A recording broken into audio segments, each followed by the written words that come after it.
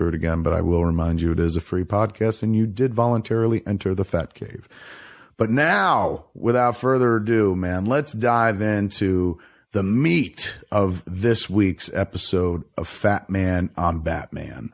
This week, we're going to dive back into the Bat past, man, with an insanely influential film that I loved dearly when I saw it and have bit from over and over again. It was so influential and important. I quit a job to go see this fucking movie.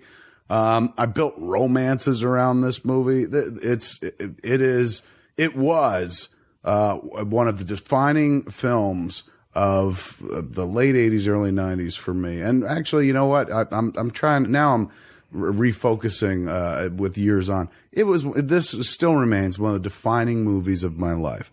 It's just weird to say because in watching it, my life must not be that interesting or important because fuck, if this was one of the defining moments, holy shit. We're going to watch Tim Burton's Batman this week, kids. The 1989 Batman film, breakthrough blockbuster movie from Warner Brothers that stars Michael Keaton as Batman, of course, and Jack Nicholson as the Joker. I like to rank them in order of hero villain, unlike the poster where it was like biggest fucking star, Mr. Mom, Batman. This flick captured the imaginations of so many. But two people in this room today, because I'm going to have help on this one. It's not going to be ranting solo to myself. We're bringing back an old bat chum to the Fat Cave, ladies and gentlemen. You've heard him here on the shows before, man. You know him, you love him. He's written comic books. He's written TV shows. He's a senior ass editor over at the Hollywood Reporter right now. But today, fuck all that. Today, he's the little boy who back in 1989 went to see Batman in a movie theater just like me. And now we're two old men trying to make sense of why we liked it so fucking much. Ladies and gentlemen, welcome back to the show. Mark Bernard.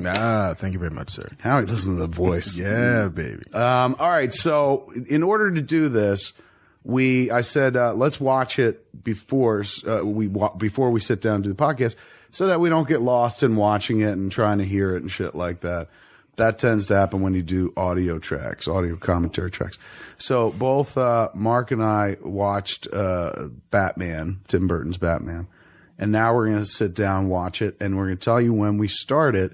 You could start your recording like we're in a fucking middle 80s. Put it on SLP and fucking get adjust your tracking. Yeah, fucking fix the tracking wheel. Follow along, watch it digitally, pop in an old DVD and stuff. I rented it from iTunes. It was only $3.99 in HD. And I will admit to seeing a piece of detail I never saw in the movie before, the miracle of HD.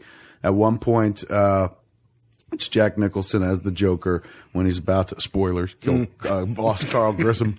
And he reveals himself and he's like, you can call me Joker. He's got some fucking purple from what looks like his coat.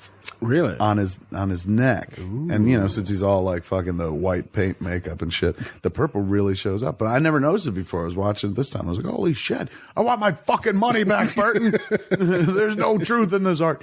It's an exquisite experience in HD. There was a wonderful, set they put out. I know they did it in standard DVD. They must have done it in Blu-ray as well. Probably. Where they put out all the Batman flicks, the old Batman flicks. It's so weird to say old now, but the two Tim Burtons and the two, Joel Schumachers. And there was a documentary on the Batman disc. It's worth getting for the documentary on the Batman disc alone because Jack Nicholson, who played that part and then didn't really talk about it ever for fucking decades. Like just sat there collecting the massive amounts of money that came in that he was paid to play the Joker. He made some sweetheart deal where they gave him some money. Yeah. And then they gave him a piece of the back end, everything. Yeah. Right? Basically Downey got the Nicholson deal. Is that what it is? Pretty sure. Thank you for putting in the modern parlance. You know, it's like, cause Robert Downey Jr. made whatever, like 15, 20 million up front for Avengers, but took a fat chunk of the back end and made like $150 million all said and done off the Avengers. There's a dude who, A, I want to know because he seems charming and witty and smart and funny and shit like that. But B, he'd be the richest guy I know. Like, holy shit. What a smart businessman. And also just like the kind of good guy to know if you're like, I'm falling on hard times. I can't feed my kid, RDJ. Help me, Iron Man. Break off a little piece, Stark, please. Don't make me be a villain. This was your excellent point, man. Essentially, Jack Nicholson, and this is the first. Like Robert Downey Jr. Believe me, in the first one, they were like, "You bend over and you fucking put this in your mouth and you like it," and that was his deal on fucking Iron Man. And then on Iron Man 2 forward, he was able to be like, "The tables are turned, my friends." Remember when all those people showed up to see me in the suit? So, yes. Now you are the ones who are putting things in your mouth. Right. Unleash the Jericho missile. Yes, he did that pose, and then all of Marvel Films and Paramount blew up behind him. They blew up in a good way. They're all fucking happy and rich. Dollars, not dust. The Jericho bomb took out mountains and dollar bills exploded behind Robert Downey Jr. So that's Robert Downey Jr. After the movie, Iron Man has become a success and whatnot. This was the first Batman and the first time since the Superman movies that they had done a cinematic treatment of a superhero, particularly one this large, writ this large. Batman. They'd done Superman successfully with Chris Reeve and then drove the franchise into the ground till nobody gave a fuck. And then Cannon had it at one point. Right. And they made The Quest for Peace. So they hadn't done one in a while. Suddenly, 86, The Dark Knight Returns is published, becomes very popular. Batman is back in the consciousness. They've been talking about making Batman for a while, though. I talk about, I think on this podcast, certainly on others, this fabled copy of Starlog that I had since I was a kid, and I bet you I can find it if you gave me a deck. Had Return of the Jedi on the cover. All the kids in the cockpit, I think, if I remember, of that Imperial ship heading to the Death Star or Endor. It was a Return of the Jedi cover.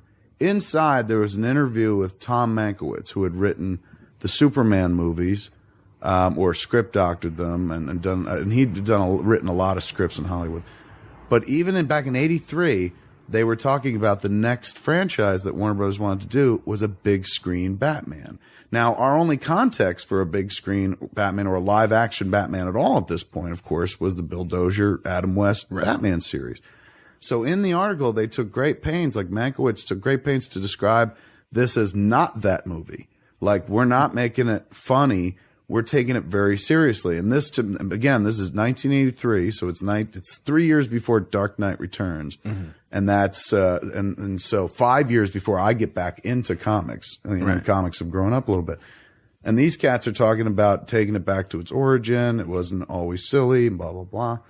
And they talked about a cast of I believe they said Peter O'Toole was either the Penguin or the Joker. In my mind, it's always the Joker. And I'm like, how amazing would that have been? Peter O'Toole as the sad clown Joker. And then what else did they talk about? Oh, the Batman the guy they wanted, they were like, was Bill Murray. And then they were like, so what? You want to make a comedy? And they're like, no, it's not. And there was a drawing of a hardcore looking Batman with a quasi futuristic bat suit that, wasn't too far removed from what they would eventually do with Michael Keaton's suit in Batman. And he was closing a closet door that had Adam West and Burt Ward, Batman and Robin in it. And he's like, pay no attention to these guys. So even then in '83, they were talking about this dark version, but with Bill Murray. And the reason was do you ever see The Razor's Edge? That dude can really do drama. So, they're like, there's an element of this that is ridiculous with all these costumes and stuff, but we like his wry sensibility. I don't know. It always captured my imagination because that was the first place I'd read about, other than comics as a kid, where they were like, we could treat Batman seriously. Like, Superman wasn't goofy and done the way that the Bill Dozier TV series was. So suddenly they were like, maybe we could do a Batman like that. So I remember it lodged in my head and then just went away because it never happened. Years later, after Batman, the Dark Knight Returns comes out, does very well.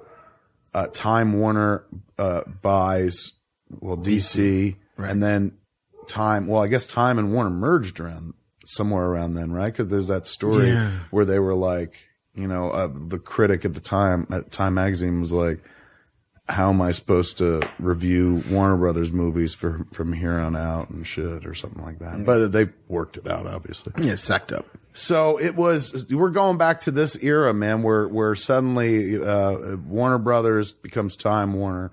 They've got all the DC comics. They've had success with Superman. They've been talking about years trying to do Batman. Like, fuck it, let's try to do Batman. We'll do it with John Peters. John Peters has this deal with Peter Guber at Warner Brothers that's sick and amazing. And John Peters is the guy who's like, I want to do Batman. He's pushing it hardcore. He wants to do a grown-up version of Batman. And so they announced Batman's going to go into production. And this is like 87 or something like that. Then maybe a year later, and mind you kids, no internet. No. You couldn't read. And Hollywood Reporter wasn't very helpful. They would tell you like, this is happening, but it wasn't like daily updates where you can go online and fucking hit a site and they would tell you moment by moment who was added to the cast. The first thing we heard, I believe, was the casting of Nicholson. I think so. Do you think? If you remember correctly? Like, I think I remember hearing Jack Nicholson before Michael Keaton. Because I think they bought some goodwill, with Nicholson by going like, we got fucking Jack Nicholson, which was kind of a mirror of what they'd done with Superman. With Superman, they paid a very serious actor, Marlon Brando. It was a couple bucks to come play Jor-El. $250,000 for like what, 1 day of work or 2 days a week or something like that. Like at best a week. And that was, a lot of people were like, why would fucking one of America's greatest actors, do a comic book movie? He brought some legitimacy to it. So somebody had the brilliant idea of going like, what if we cast Jack Nicholson as Joker? He's coming off of, Shining had been a few years prior to that. I mean, by this point, he's already Jack Nicholson. Yeah, he'd already won a couple of Oscars. I think he's even off of Terms of Endearment at the time. Yes, that was 82. And then, he's already established. This movie did not recreate him by any stretch of the imagination. He was famous. The Witches of Eastwick was prior to this. He's always been Jack Nicholson for quite some time now. But with this, he became the super uber rich Jack Nicholson because he made that fucking amazing deal. And when they grabbed him, they got this air of legitimacy. Like, holy shit, man, this Batman movie's no joke. They got fucking Jack Nicholson in it. Then the next announcement was who's going to play Batman. And, they said the director was Tim Burton, and he had done Pee-wee's Big Adventure and stuff. Right. And he had also done Beetlejuice. Now, he'd worked with Alec Baldwin. Young Alec Baldwin was the perfect Bruce Wayne. He would have been it. If you look at him, they tried to do it years later with The Shadow. But instead, he didn't go. In the cast of Beetlejuice, he wound up going with the other guy. He wound up going Michael Keaton, and they announced, Mr. Mom's going to be Batman. And there was no internet, so the idea couldn't be shouted down. But even though there was no internet, you could still hear the din everywhere of Michael Keaton. There was a piece on the trees, in the wind, in the New York Post, fucking everywhere. People would just write about like, this is disappointing. Go to Comic-Con, they would talk about this is ridiculous. Michael Keaton. Every comic shop in the world. The buzz was, how could they do it? And then the defenders would be like, well, look at Clean and Sober. He's amazing in Clean and Sober. He could do serious. He's not just Mr. Mom. So then they announced they're going into production and whatnot. You don't hear much about it until later on. You hear little tidbits, like at one point, cast changes. But generally, you don't hear anything until they put out that amazing trailer with no music. It wasn't even a trailer. It was like a teaser? Clips of footage on Entertainment Tonight. Because I remember setting the VCR, the crazy archaic VCR, for some 7:30 on a Tuesday because they're going to show 10 seconds excuse me, of the Batman footage. Right. And it was literally just like the car driving into that factory, blowing some stuff up, a scene of Batman, maybe kinda. And that was it. It was, I remember that it opens with the Batmobile storming Axis, blowing open the door and shit. And then you hear him go, she goes, Vicky Vale. And then he goes, Bruce Wayne. She goes, what do you do for a living? And then they cut to him as Batman, launching his little, and then yanking the dude. So it's a lot of that, but no music. Nope. Whatsoever. They just ran some clips next to each other, and it was fucking haunting. Best choice in the world. They didn't have a score. It's probably why they didn't go with music. And the footage just spoke for itself. You were like, holy shit. Look at it. It's legit. So this is 88 maybe, or it came out June 23rd, 1989. So let's say maybe the trailer saw before the end of the year in 88 or maybe something. like early January or something like that. Because they would have started way out. Not like a year out, but still way out. What were you doing at this point in life? Where are you in the whole year up to Batman's release, 89? I was in my senior year of high school. Where'd you go? I was in the South Shore of Long Island, Baldwin Senior High. I was that weird kid who was on the football team and also the theater squad, and I worked in a video store, and I was an artist. I I was that sort of like Venn diagram kid in the middle of all the cliques in high school. You're the internet. I was basically the internet. But yeah, it was weird. And I remember the movie was coming out, and my girlfriend at the time, who I was going to the prom with, came down with a chicken pox. And so I wisely, as any true geek would do, kind of said, fuck the prom. Like, I'm not going to get laid. Like, she's got the chicken pox, isn't going. I'm going to go see Batman. It was prom night. It opened on prom night. June 23rd was your prom night? June 23rd, 1989? Yeah. Senior prom? Senior prom. And you elect not to go because you're going to Batman? I went in the limo with the guys because I paid for the limo. Oh, you're a genius. I went there, took the picture you take at the front when they're like, by myself, because I had no girlfriend. And she's just home with the pox? Yeah. And so I get back in the limo and drives me home to pick up my car. And then I go to the movie theater at like 9 p.m. for a midnight show. And like all of my other friends who had given up entirely, like, fuck it, we're going to the Batman. Right. So I showed up late and waited, and it was better than anything. I think it was at the Green Acres Multiplex in Valley Stream, Long Island. Packed house. It hadn't gotten dangerous yet because the Green Acres movie theater on Long Island was the one where people would get shot all the time. Like you hear those news stories like Godfather 3 shows at the Green Acres Multiplex. 4 people shot. Like 1 died. Like that's where that shit started. Get out of here. And so, yeah, that's where I decided to go see You're like, nothing's going to happen to me. Batman's here. Geeks don't pack, man. Don't pack. Well, they packed something. Yeah. They packed hard-ons that night because we were all like, oh, my God, it's happening. They were giving us a serious Batman. Now, people who, know Chris Nolan's Batman as their Batman look back on this one as the way we looked back on the fucking Bill Dozier, Adam West Batman and go like, that was silly. That's not Batman and shit like that. You got to remember, we didn't have a Batman on the big screen prior to compare it to, other than the Adam West kind of more campy Batman. So this was like, I mean, at the time, it was the coming of Christ. But now, in retrospect, more like John the Baptist. He's one of the guys. Yeah, I mean, he's clearly. like, I'm holy, but I ain't the holiest. No, I mean, I got the card, so clearly I can get into the club. But. Jesus is my cousin. Doesn't that count? He's my homeboy. I'm with Jesus. It was, but this was a movie that for those of us like, who'd never had, now you throw a Rocky at comic book movies left and right. There's been a fucking Captain America movie. There's another one coming out. There's a second Thor movie coming out. Like, come on. The Avengers exist.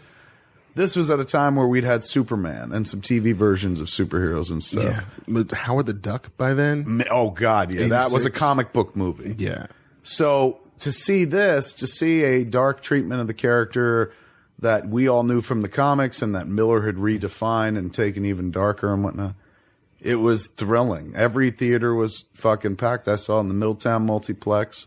I was working at Domino's Pizza, my first night there, wearing the goddamn slacks. And the fat man does not look good in Domino uniform. You just can't. It's like a polo shirt and slacks, but I've got childbearing hips and rolls and shit. So I'm already like stuffed into this fucking outfit, like case like sausage and wiener.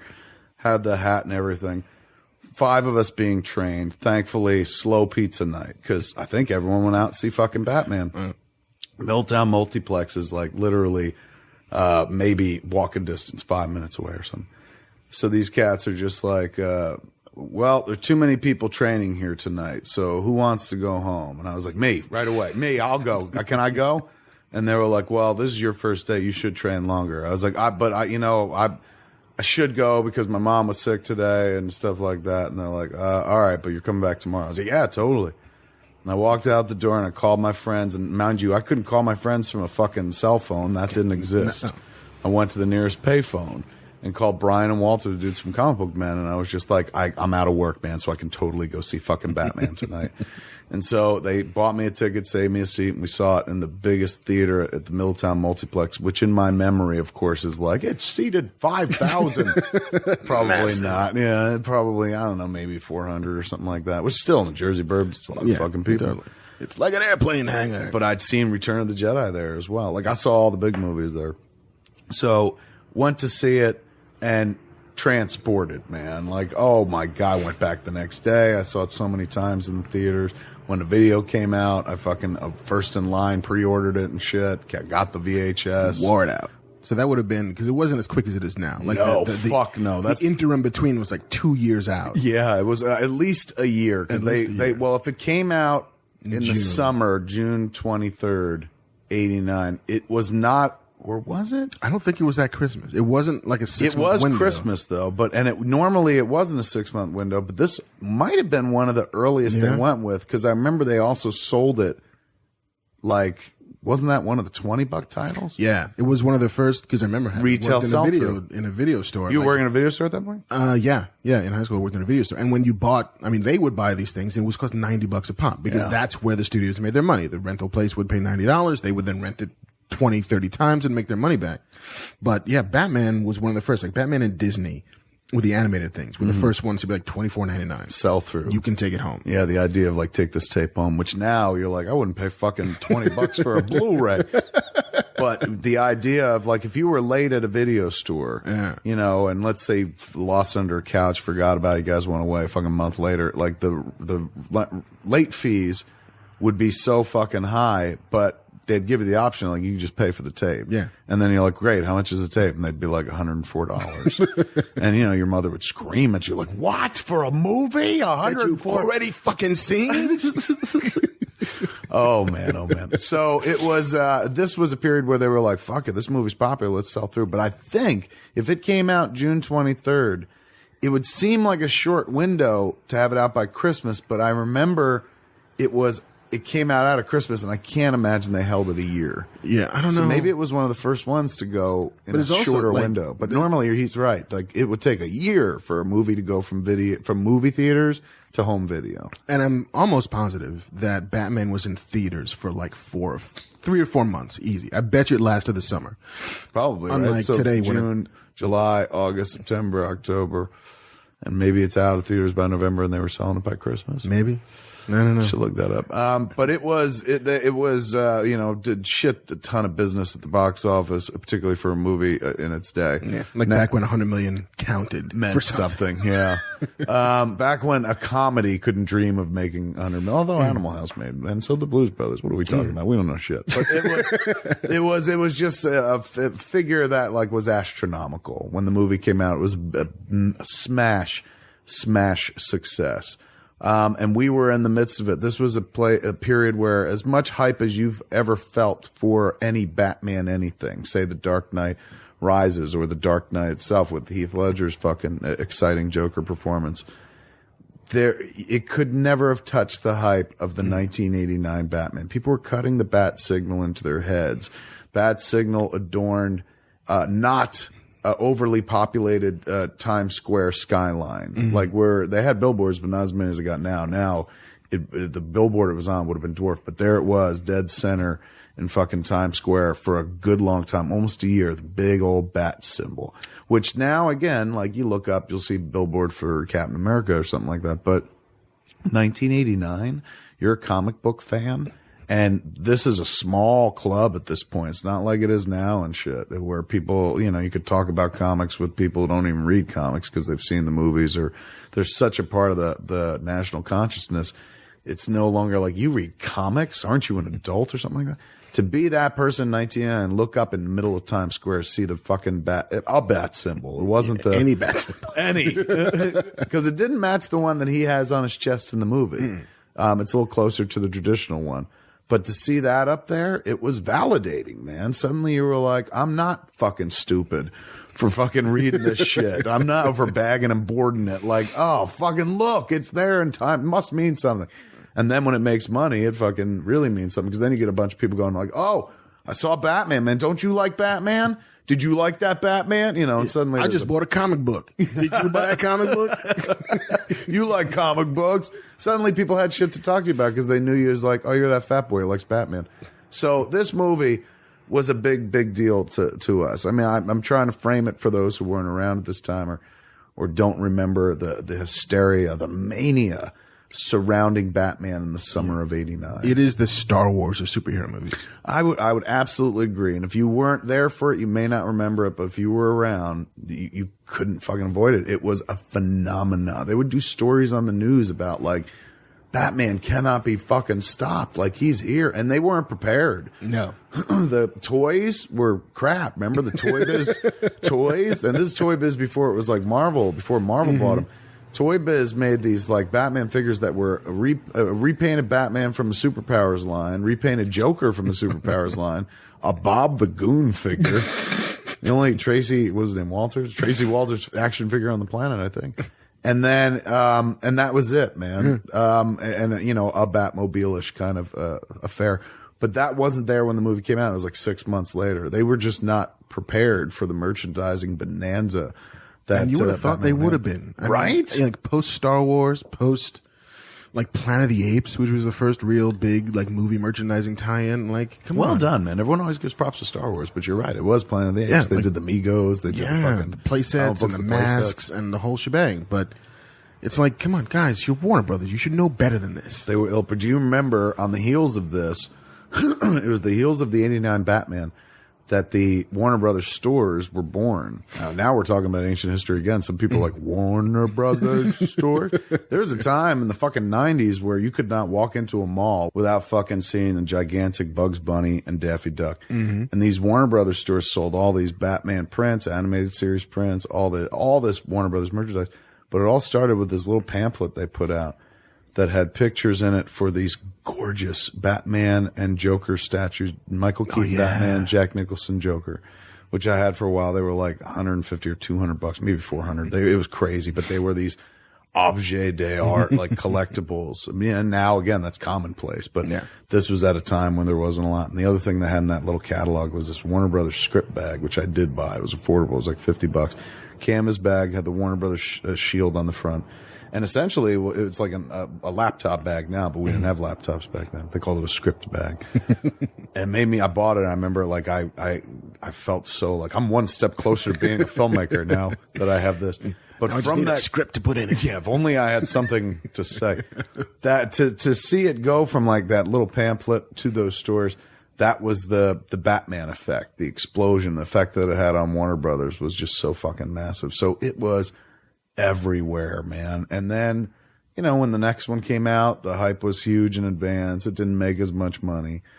Then there was a lot of bitching about like, it's dark. And McDonald's had tie-in toys that were a little fucking weird. And like Danny DeVito's Penguin and like stealing children in the subways and the S&M of Catwoman with the whip and licking his face and stuff. You know, for kids.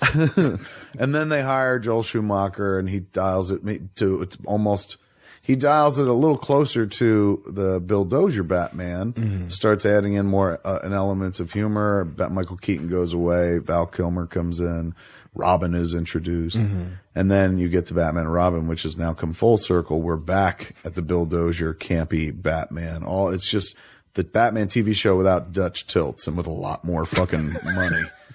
And it's nipples and bat credit cards. And, you know, boy, they just fucking lost the reins on that one completely. But it all starts in 1989, June 23rd, 1989, with the release of Batman. And that's what we're going to do the commentary track today. So line up your fucking, devices, your laptops, get them ready to press play on a digital version of Batman, or if you got a DVD handy, man. Or a Laserdisc. Oh, if you want to take it old school. Okay, we got it playing, and press play now. Warner Brothers Shield, man, puts it up there. We got it running on caption because we just watched it. We don't want the audio, A, to interfere with the recording, and B, we don't want Warner Brothers being like, give us money for the fucking audio of Batman. The opening credit sequence is basically, spoilers if you've never seen it. They're going through this big stone version of the bat symbol, I guess. Yeah. Which is nowhere else in the movie. No. It's not like, hey, man, this is the thing that's on the case where he puts his suit. Nothing. This is just it. But, and if you're just looking at it without the sound, you're like, come on, man, there's better use of time for this. But what was fantastic about it was the whole movie just starts with Elfman's score. Yeah. I mean, it totally set the tone for Batman for at least the rest of these movies, the first four cycles. Look at this, based upon characters appearing in magazines published. Periodicals published by the DC Comics team. But then there's comics. Maybe they just didn't want to say comics twice, like Batman published in comics by DC Comics. But go ahead, what were you saying? No, I mean, and even the animated series took its cue entirely, especially musically, from him, from Danny Elfman. This was, Danny Elfman now to a lot of people in this day and age, kind of like John Williams at this point, a guy who has composed the scores of all their favorite fucking movies growing up. But this is it, man. The first and well, it wasn't his first. He did the score Pee-wee. first at Pee-wee's. He did Scrooged. He did Beetlejuice. Yeah, Beetlejuice as well. And he did. But this was the Boingo. breakout. This is the one. Yeah, before all that, he was in Oingo Boingo. Prince does songs for this, and we'll get into that later on. But this was Danny Elfman's breakout, and this is a pièce de résistance. This score is fantastic. This is the reason why I started like listening to film scores. Like I bought it and would listen to it in my car and like driving to school and just bombing down streets. Yeah.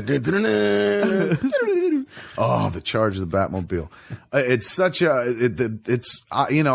like what they did with the Dark Knight movies score, but this score it's a march, and that's what a lot of the scores of our youth were.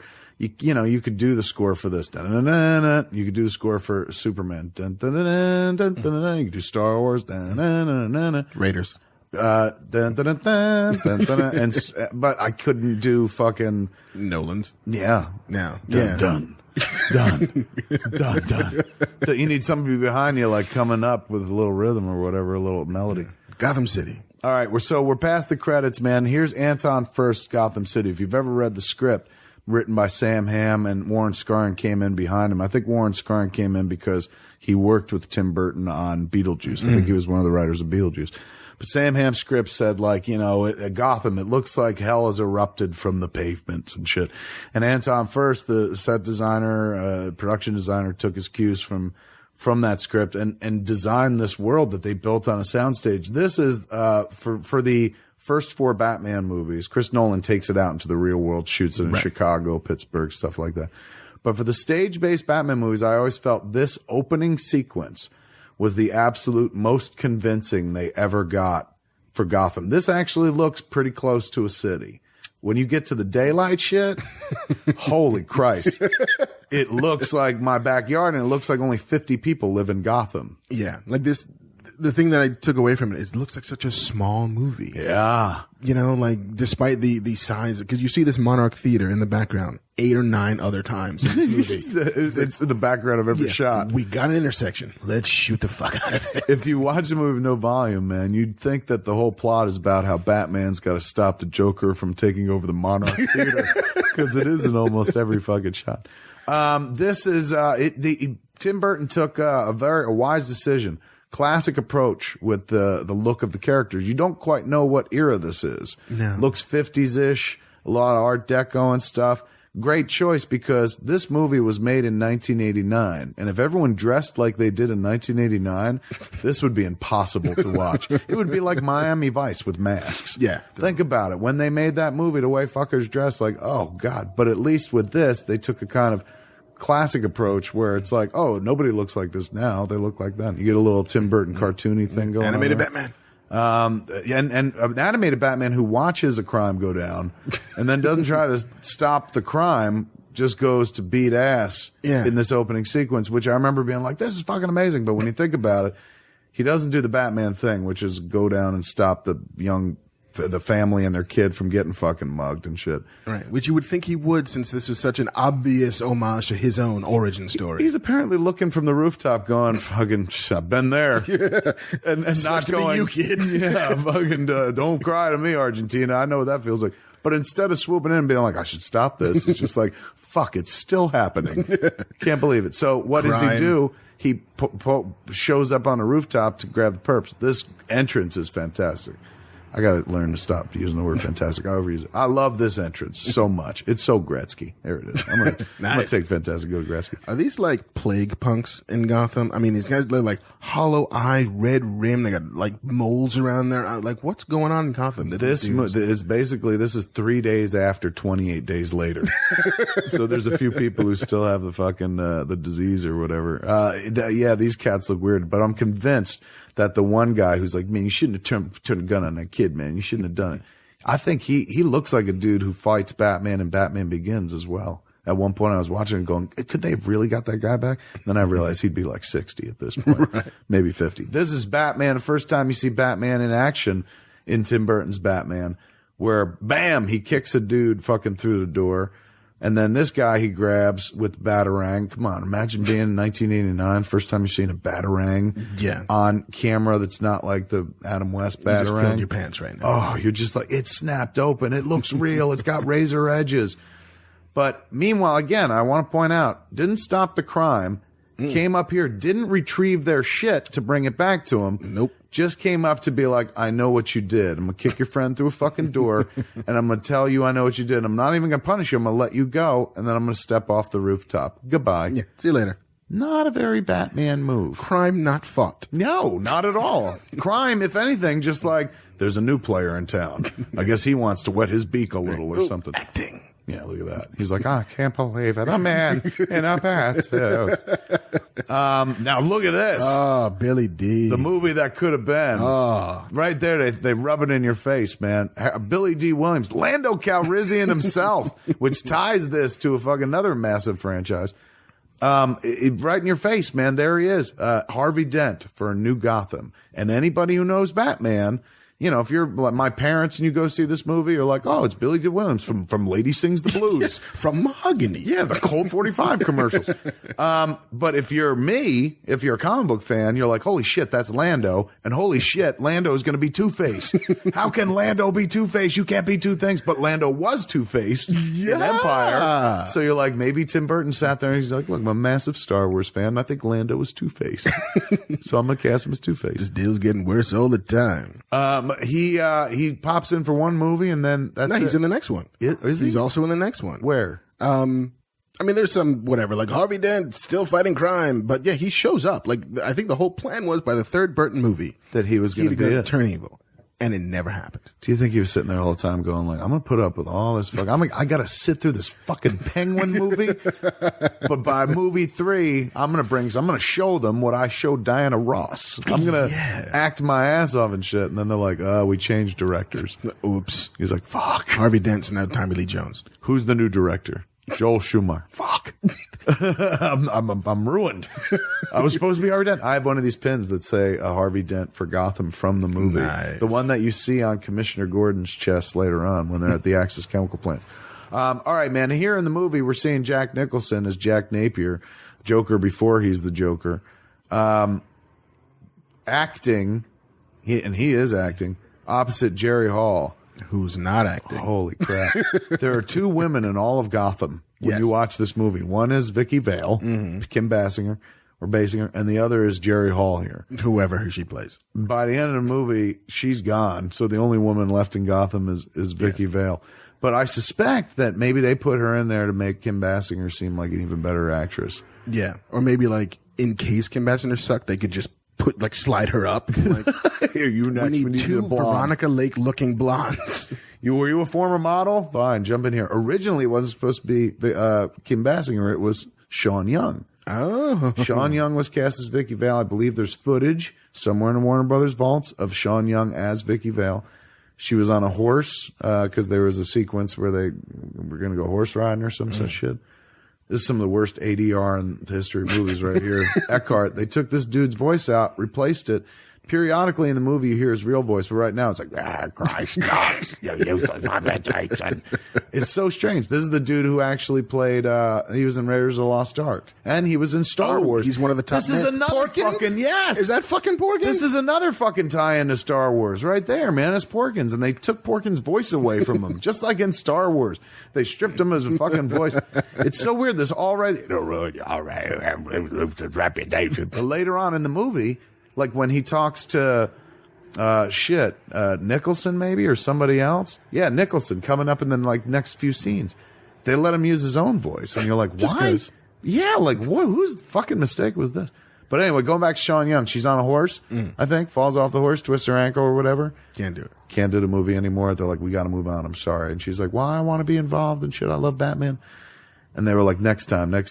That's why she showed up in the Catwoman outfit in Tim Burton's office at Warner Brothers going, I want to play Selena Kyle. Because she had been in fucking Batman for a minute. And then out she went, and then Kim Basinger comes in. Kim Basinger, who John Peters, the guy, I tell that story about working on Superman. John Peters, he was a good producer of that movie. He was a producer of this movie. Like, I would quiz him about this movie all the time. That's why I took the job, because holy shit, like the guy that made Batman. And he would talk about the characters. He would talk about the people in the movie, the actors or actresses, but he'd refer to them by their characters' names. Like at one point he was telling me, he's like, I dated Vicky Vale, right? And I was like, Vicky Vale's not real, right? He was like, Kim Basinger. I was like, oh, yeah. But he would talk about her in her character name to me all the time. I don't ever call her Vicky Vale. He'd be like, so me, Jack Nicholson, and Vicky Vale went to a Lakers game. I was like, she has a name. Was Rudolph the Red-Nosed Reindeer there too? Yeah. How many other was there? Fictional fucking characters were at this game? So he periodically, I'll pop in with shit that he told me. But one of the things he told me about, man, was like he was dating Vicky Vale during this at one point. And I was like, good for you, man, I guess. What does this have to do with Superman? Right here, though, this is the scene where Eckhart's voice is not Eckhart. And there, see this dude, Bob the Goon, who's Jack Napier's right-hand man? That's one of the pimpest exits in film history, where he's like laughing and grins, and he kind of stays just facing him. Don't go profile exit the frame. He just, kind of motors out. Why they replaced that dude's voice, I have no fucking idea. But that dude, Bob the Goon, man, one of the fathers of Silent Bob. Really? Yeah. Because I was a big fan of this. The other father is Bob in Twin Peaks, with Bob at the end of the bed. We're like, my name is Mike, his name is Bob. But this was before I wrote fucking Clerks, obviously, and I just went with Bob. I'm more creative than that. Why I chose Bob? There were no Bobs in my life. But I went for fucking Bob, and this Bob the Goon is one of the fathers of Silent Bob. Right there, you saw the most Mayor Koch lookingest extra in the history of fucking film. Are you sure it's not actually Mayor Koch? It could very well be. That guy that they cast as the mayor of Gotham looks like the old mayor of New York, Ed Koch. And there he is on the steps. Oh, Bob Kane, little cameo by Bob Kane, actually drew a version of a Batman. But Robert Wool, of course, playing Alexander Knox, character that doesn't exist in the comics at all. A creation for the average moviegoer. He's your guide through the labyrinth that is the comic book world of Batman, I guess. Sort of. Yeah. I always got the sense that they wanted him to be like the Eddie Murphy of this. Like, listen, you're a funny guy. We're not going to give you any real dialogue. Yeah, I mean, he was a stand-up comic. He was Arliss. That's true. It's like, come on, just bring something to it. And he brought nothing to it. So he just kind of sits there. Yeah, or it was like, they were like, come on, man, bring him. He'll bring some funny. Yeah. And then somewhere along the way, somebody sat him down like, we're trying to do this serious. Don't be fucking funny. Dial it back. Yeah, so no bananas in the tailpipe? No, none of that. In the tailpipe. That's true. Why didn't they just get Eddie Murphy? I guess he would have been too big at this point. But yeah, that's right, man. This is Robert Wool before Arliss. I guess this is what created Arliss, right? Yeah. You were in Batman. Here's your own HBO show. You're funny-ish. He is the guy though, he has one of the lines in the trailer too, where he's like, is there a 6-foot bat in Gotham City? But big feature in this movie, not a character from the comics. Vicky Vale was a character from the comics. Totally. Commissioner Gordon, the Joker, of course, Jack Napier, not necessarily a comic version of the Joker, or never referenced prior to this. I believe the Jack Napier identity of Joker is tied directly to this movie. Like, this is where it originates. But Jack Nicholson's deal was any derivative Joker he gets a piece of. So if they called like their Joker Jack Napier, like in one of the comic books or something like that, he would be entitled to a piece of that because it was derivative of his Joker. Man, that dude he made a lot of money off playing the Joker. But to be fair, he's great. He fucking chews the scenery. He's wonderful. It's essentially fucking like somewhere somebody was just like, let's get the guy from The Shining to play the Joker. Like, what about him? He was crazy. And he also played fucking the devil in Witches of Eastwick. So, he'd already played like some big baddies and done it with some delicious malevolence, a bit of fun to it. So I guess it was kind of a brilliant choice, and just a matter of, could we convince him to put on the face gear, because it's not as simple as Heath Ledger, had some cut marks on him. He just painted his face. This is a flat out face gear prosthetic that he has to put on. But he got paid handsomely for it, man. But it's not to say like this guy phoned it in and took the money and ran. He earned every penny. Like, he did a tremendous job, because the movie, as you've seen, really shouldn't be called Batman. No, we are what now? Like 20 minutes into this movie. It should be called. Yeah, we're at 16-minute. We have not seen Bruce Wayne yet. Is that right? Yeah, you're right. We haven't been introduced to the character of Bruce Wayne. No, like it's just everybody else. And Batman, we spent like a minute with. Yeah, at best. It's kind of like a soap opera. And then really the movie might as well be called The Joker because you do spend a good amount of time here. I like this moment though because later on Nicholson does it back at him when he's like, "You are my number one guy." Do you think fucking Jack Palance? This is the legendary actor Jack Palance. He won an Oscar for City Slickers, right? Yeah. And he'd been an actor for years and years. He was the guy that when he got his Oscar, he was like, "Look how fit I am," and he did push-ups on the stage. And he's shit. the man who shot Liberty Valance. That's right. He's Liberty Valance. Yeah, he's got an ancient career in film, legendary. But do you think you saw that scene later on when Nicholson does him? And he's like, "Fuck you! Who do you think I can do you? Yeah, you prick." Yeah, like you're easily imitatable." But that was a pretty cool scene between like a dude who Jack Nicholson probably liked or looked up to Jack Palance or Palance at one point in his life before he was an actor and shit. So I'm sure he probably got off on that scene. There's a very limited interaction between Jack Nicholson and Michael Keaton ever. Yeah. One scene where they're out of costume. The rest of the time it's like Batman and Joker time. Here we are, Wayne Manor. Big charity balls going on and whatnot. Save the festival. That's the backdrop to this whole story of Batman. They're having the 200th Gotham anniversary, and the festival's threatened by organized crime. Although, you know, I've seen this movie 87 times, and I've never put that together before. The fuck out of here, really? Because it just sits there in the background. Like, if you don't notice, it doesn't matter. It really doesn't. What's it about? These two guys who might punch each other at some point. No, it's like, what's it about? It's about a dude who likes a lady.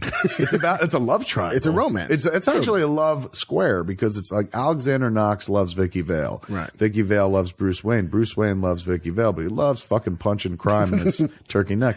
And then on top of it, you got, there was another one. Someone else. Well, Joker loves Vicky Vale. Joker loves Vicky Vale. And of them all, he's probably, while being the most homicidal, the most interesting. Yeah. Like, go with that guy.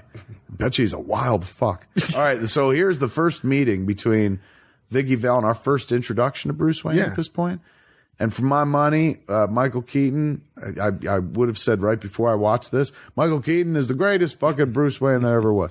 Michael Keaton does a really good job. Is he the greatest? No. Kevin Conroy, probably the greatest Batman ever lived. I mean, he does a good job, but there's so little asked of him. Yes. You know, like, there's no torture at all to this Bruce Wayne. He's distracted. What I like about his Bruce Wayne is he's distracted, but you don't have to be as good a detective as the Dark Knight to figure out something's up with Bruce Wayne. He's very distracted, and he's usually, and when his butler comes up to talk to him, he's usually like, "This way, sir." No, you went to go to the other bathroom. Something secret in front of people, sir. In this way that just cries out. If you're in the room, you'd be like, "All right, what was that all about?" Yeah. Is there, you guys fucking? Like what? Yeah, what's in the other room, man? Is that butler going to blow you? Do you get blowies from your butler? Sweet. Is that why you pay a butler? Because why would you? Servant. Like, some people work 9 to 5, you let them go home. Why do you make this guy live with you? You know, late night handies. Have you watched, speaking of late night handies, man, have you watched the late night handy that is the Saturday morning handy of Beware the Batman yet? I saw one episode of it. Watch the most recent. They do the origin of Metamorpho. Ooh. And it's really good. It's their first, I think they've hit, like, you know, they're only 6 episodes in, but they're finding their footing. And this one is like the one that has the most emotion to it, as well as all the action. Yeah, because I saw the one with Anarchy, and I was a little like, meh. Fine, Okay, but more definitely like I'm running and punching shit and fucking people are getting hit. The Metamorpho one has pathos to it and stuff. Nice. It's kind of sweet. All right, so back to this fucking movie. Never for a second do I buy this Bruce Wayne as a dude who traveled the deepest, darkest Orient to learn secrets from ancient martial artists to bring to bear in his fight against crime. Like, he's not that guy. And they never say it in the movie, but it's kind of implied here where right now Knox is talking about the suits of armor, and he's just like, where'd this one come from? And you hear Bruce Wayne joins him, as he does right there. And he's like, it's Japanese. I'm like, how do you know? He's like, because I bought it in Japan, which is the only hint of I've been elsewhere and maybe got some training to do this shit that I do at night. Yeah. Otherwise, it's like, is there a dojo next to the Monarch Theater that you go to like twice a week? It's true. They really do away with all that shit, with all the like, how did he get to this point? They do it in a flashback of like, my parents were killed. They never talk about training. Never talking about driven passion, like the mania that is Batman. Like, fuck, I'm just a guy who's got money. The one point he actually says, like, you know, when scandalously spoilers, Viggy Vale winds up in the Batcave. He has that conversation with her where he's like, I tried to avoid all this, but I can't. That's the closest he gives you for like, I am Batman. Right. Other than when he tells the guy on the roof, I'm Batman. Okay, so here they are talking to Knox. She's met him, but now he's actually copping to being Batman. He busts her balls here about her fucking photos, man. With Corto Maltese. Yeah, he mentions Corto Maltese, which if you're a comic book fan and you've read The Dark Knight Returns, you're like, holy shit, that means maybe one day they'll get to Dark Knight Returns. Yeah. But he does bust her balls. He's just like, you take great pictures, but now you're here covering the Batman. He's like, isn't that a little light after the worn Corto Maltese and shit? She's like, what do you do for a living? He's just like, well, I got a blowy butler. What do I fucking need? And I got a like Citizen Kane warehouse of wine downstairs. What do I care? And what were they talking about? Is like, should we open 6? Like 6 cases or 6 bottles? 6 cases, I think. Really? Champagne. What do you think? 4? 5? 6? Yeah, he's like 6. Like, yeah, 6 is good. And that counts for dialogue where they're like, let's leave that in. That's cool. Like that whole 6 back and forth wouldn't have flown in a Chris Nolan Batman. I'll tell you that right now. But here it is right here. I think perhaps this way. And they get like one of the creepiest fuckers on the planet, good old Michael Gough from those fucking old horror movies and shit, to be the butler, to make him fucking sound even creepier and whatnot. But I always I don't know why in movies they don't give Alfred the mustache. Yeah. And now they've started adopting it elsewhere, like in Beware the Batman. He's got a little pencil mustache. He's also like a big fucking cockney. Isn't he basically like former spy? Yeah, it's a good idea. It's cute. Well, they ripped it off of what's his name? Well, they ripped it off. I'm sure he's involved in it because it's DC. But what's Jeff Johns from Batman Year Earth 1 or whatever? Yeah. But I think they had retconned like him as a former RAF pilot who became like MI5. Slowly, like, yeah, I've done a lot of surgery in the field. Yes. You know, I've been back in my days in the service, but now he's like got the body to match where he doesn't look like a little old British man. He looks like, you know, oi, what do you want over there? Like a footballer. Yeah, like a hardcore footballer. Okay, so our first look at the Batcave, and again, 1989. You're looking at this monitor bank, and he chose this weird classic approach. Like in 1989, all that equipment looked old. Yeah. So he's got this retro look going, but still, you're looking at the Batcave. You're looking at Batman behind a bank of monitors. He's not Batman yet. He's Bruce Wayne, and he wore glasses. See how he's wearing glasses there? Which I always thought was an interesting choice because fucking Bruce Wayne doesn't need glasses. He's perfect in every way. I mean, maybe they never talk about it in the comics. Maybe he's got contacts, but I didn't think he had contacts. But because Bruce Wayne wore those glasses in Batman, I started wearing glasses. I went out and got myself a pair of these, what they call attitude specs. They were glasses that weren't really glasses. So they looked like glasses, had glass in them, but not prescription. So I wore those because I wanted to look like fucking Bruce Wayne, like Michael Keaton Bruce Wayne, which I think maybe he wore as a nod to like Clark Kent. Superman, probably. maybe. Or maybe there was this like mask thing that he was working on. Like he always covers his eyes because when he's in the cave, he can't be Bruce. He's just got to have something. Or he's just like, hey man, just give me some business. Like, if I get to take off my glasses, there it is, something to do. But I went and got them, and it fucked up my vision. After 6 months, I went in and got an eye exam. They're like, you need real glasses. And I was like, why? They're like, because you're wearing these fucking attitude specs. And I was like, but Batman did it. Okay, so Jack Napier is being set up because his boss knows that he's fucking Jerry Hall. Jack Palance knows that Jack Nicholson's fucking Jerry Hall, so he's like, I'm going to have him set up and killed. Gotham Police Department, very shooty. Very shooty and very like, because there's the whole business we just missed about like Gordon finding out that they're raiding the factory. Who's leading it? Eckhart, of course. He's in this guy's pocket. If you know he's a crooked cop, fire that cop. Yes, why is he still on your force? I'm not even saying arrest that cop. I'm saying fire that cop. Yeah. There it is. He gets to use his own voice here again. It goes in and out. But nothing about, I guess, in order to be high in charge at the Gotham Police Department, you have to be a man of girth and size. Yes. Thin people get to be patrolmen. But when you're fat, that's when you put you in charge. This is baffling to me. Why the fuck is Jack Napier doing this to these machines? Yeah. He doesn't even know what he's doing. He's like, he's being chased by cops, who are there on his boss's tit. And you stop to do this shit because what? You're buying yourself some time? Yeah. Here's what I'll do. Nobody was there. How about you just run? Yeah. Or monkey with the toxic chemical stuff. Yeah. I'm going to turn this dial. I'm going to bang this. I'm going to turn a knob. What's it do? Smoke. Here we go. Oh, this is when shit gets real. Now I'm hard. 1989, my dick is hard, man. Pip-pap. He's got it. Pip-pap. Oh, he yanks this fucker off. And I'm like, that's Batman. That's the Batman I know. He's saving his life. He ain't fucking killing him. He's got the cowl on and shit. Commissioner Gordon's like, oh my God. He has the holy shit moment of like, there's a guy wearing this suit. Fucking, I'm telling you, I've had so much training from comics and movies that if I ever do see a motherfucker in a suit, fighting crime, I'm not going to stop and have that. Oh my God. I'm going to be, of course you're dressed like that. Go get him, Batman. Once again, rather than run, Jack Napier just creates a distraction, if you will, thinking that, hey, this little puddle will stop them from chasing me. Yeah. Oh, wait, green. They're like, chemicals. And they're firing their guns. It doesn't fucking matter. It makes no sense why. He could have been out of here. There's so many moments he could have been out of here, man. But I like this shot coming up. Oh, I remember seeing this and being like, that's Batman. So these cops shooting at, well, here it goes, right in the face. Good day. That's fucking Batman. But I would like to point out for the record, having watched this, look at this shot right here, man. Joker goes that way. Batman. Oh, I like that. Shit like that I'll never forget. What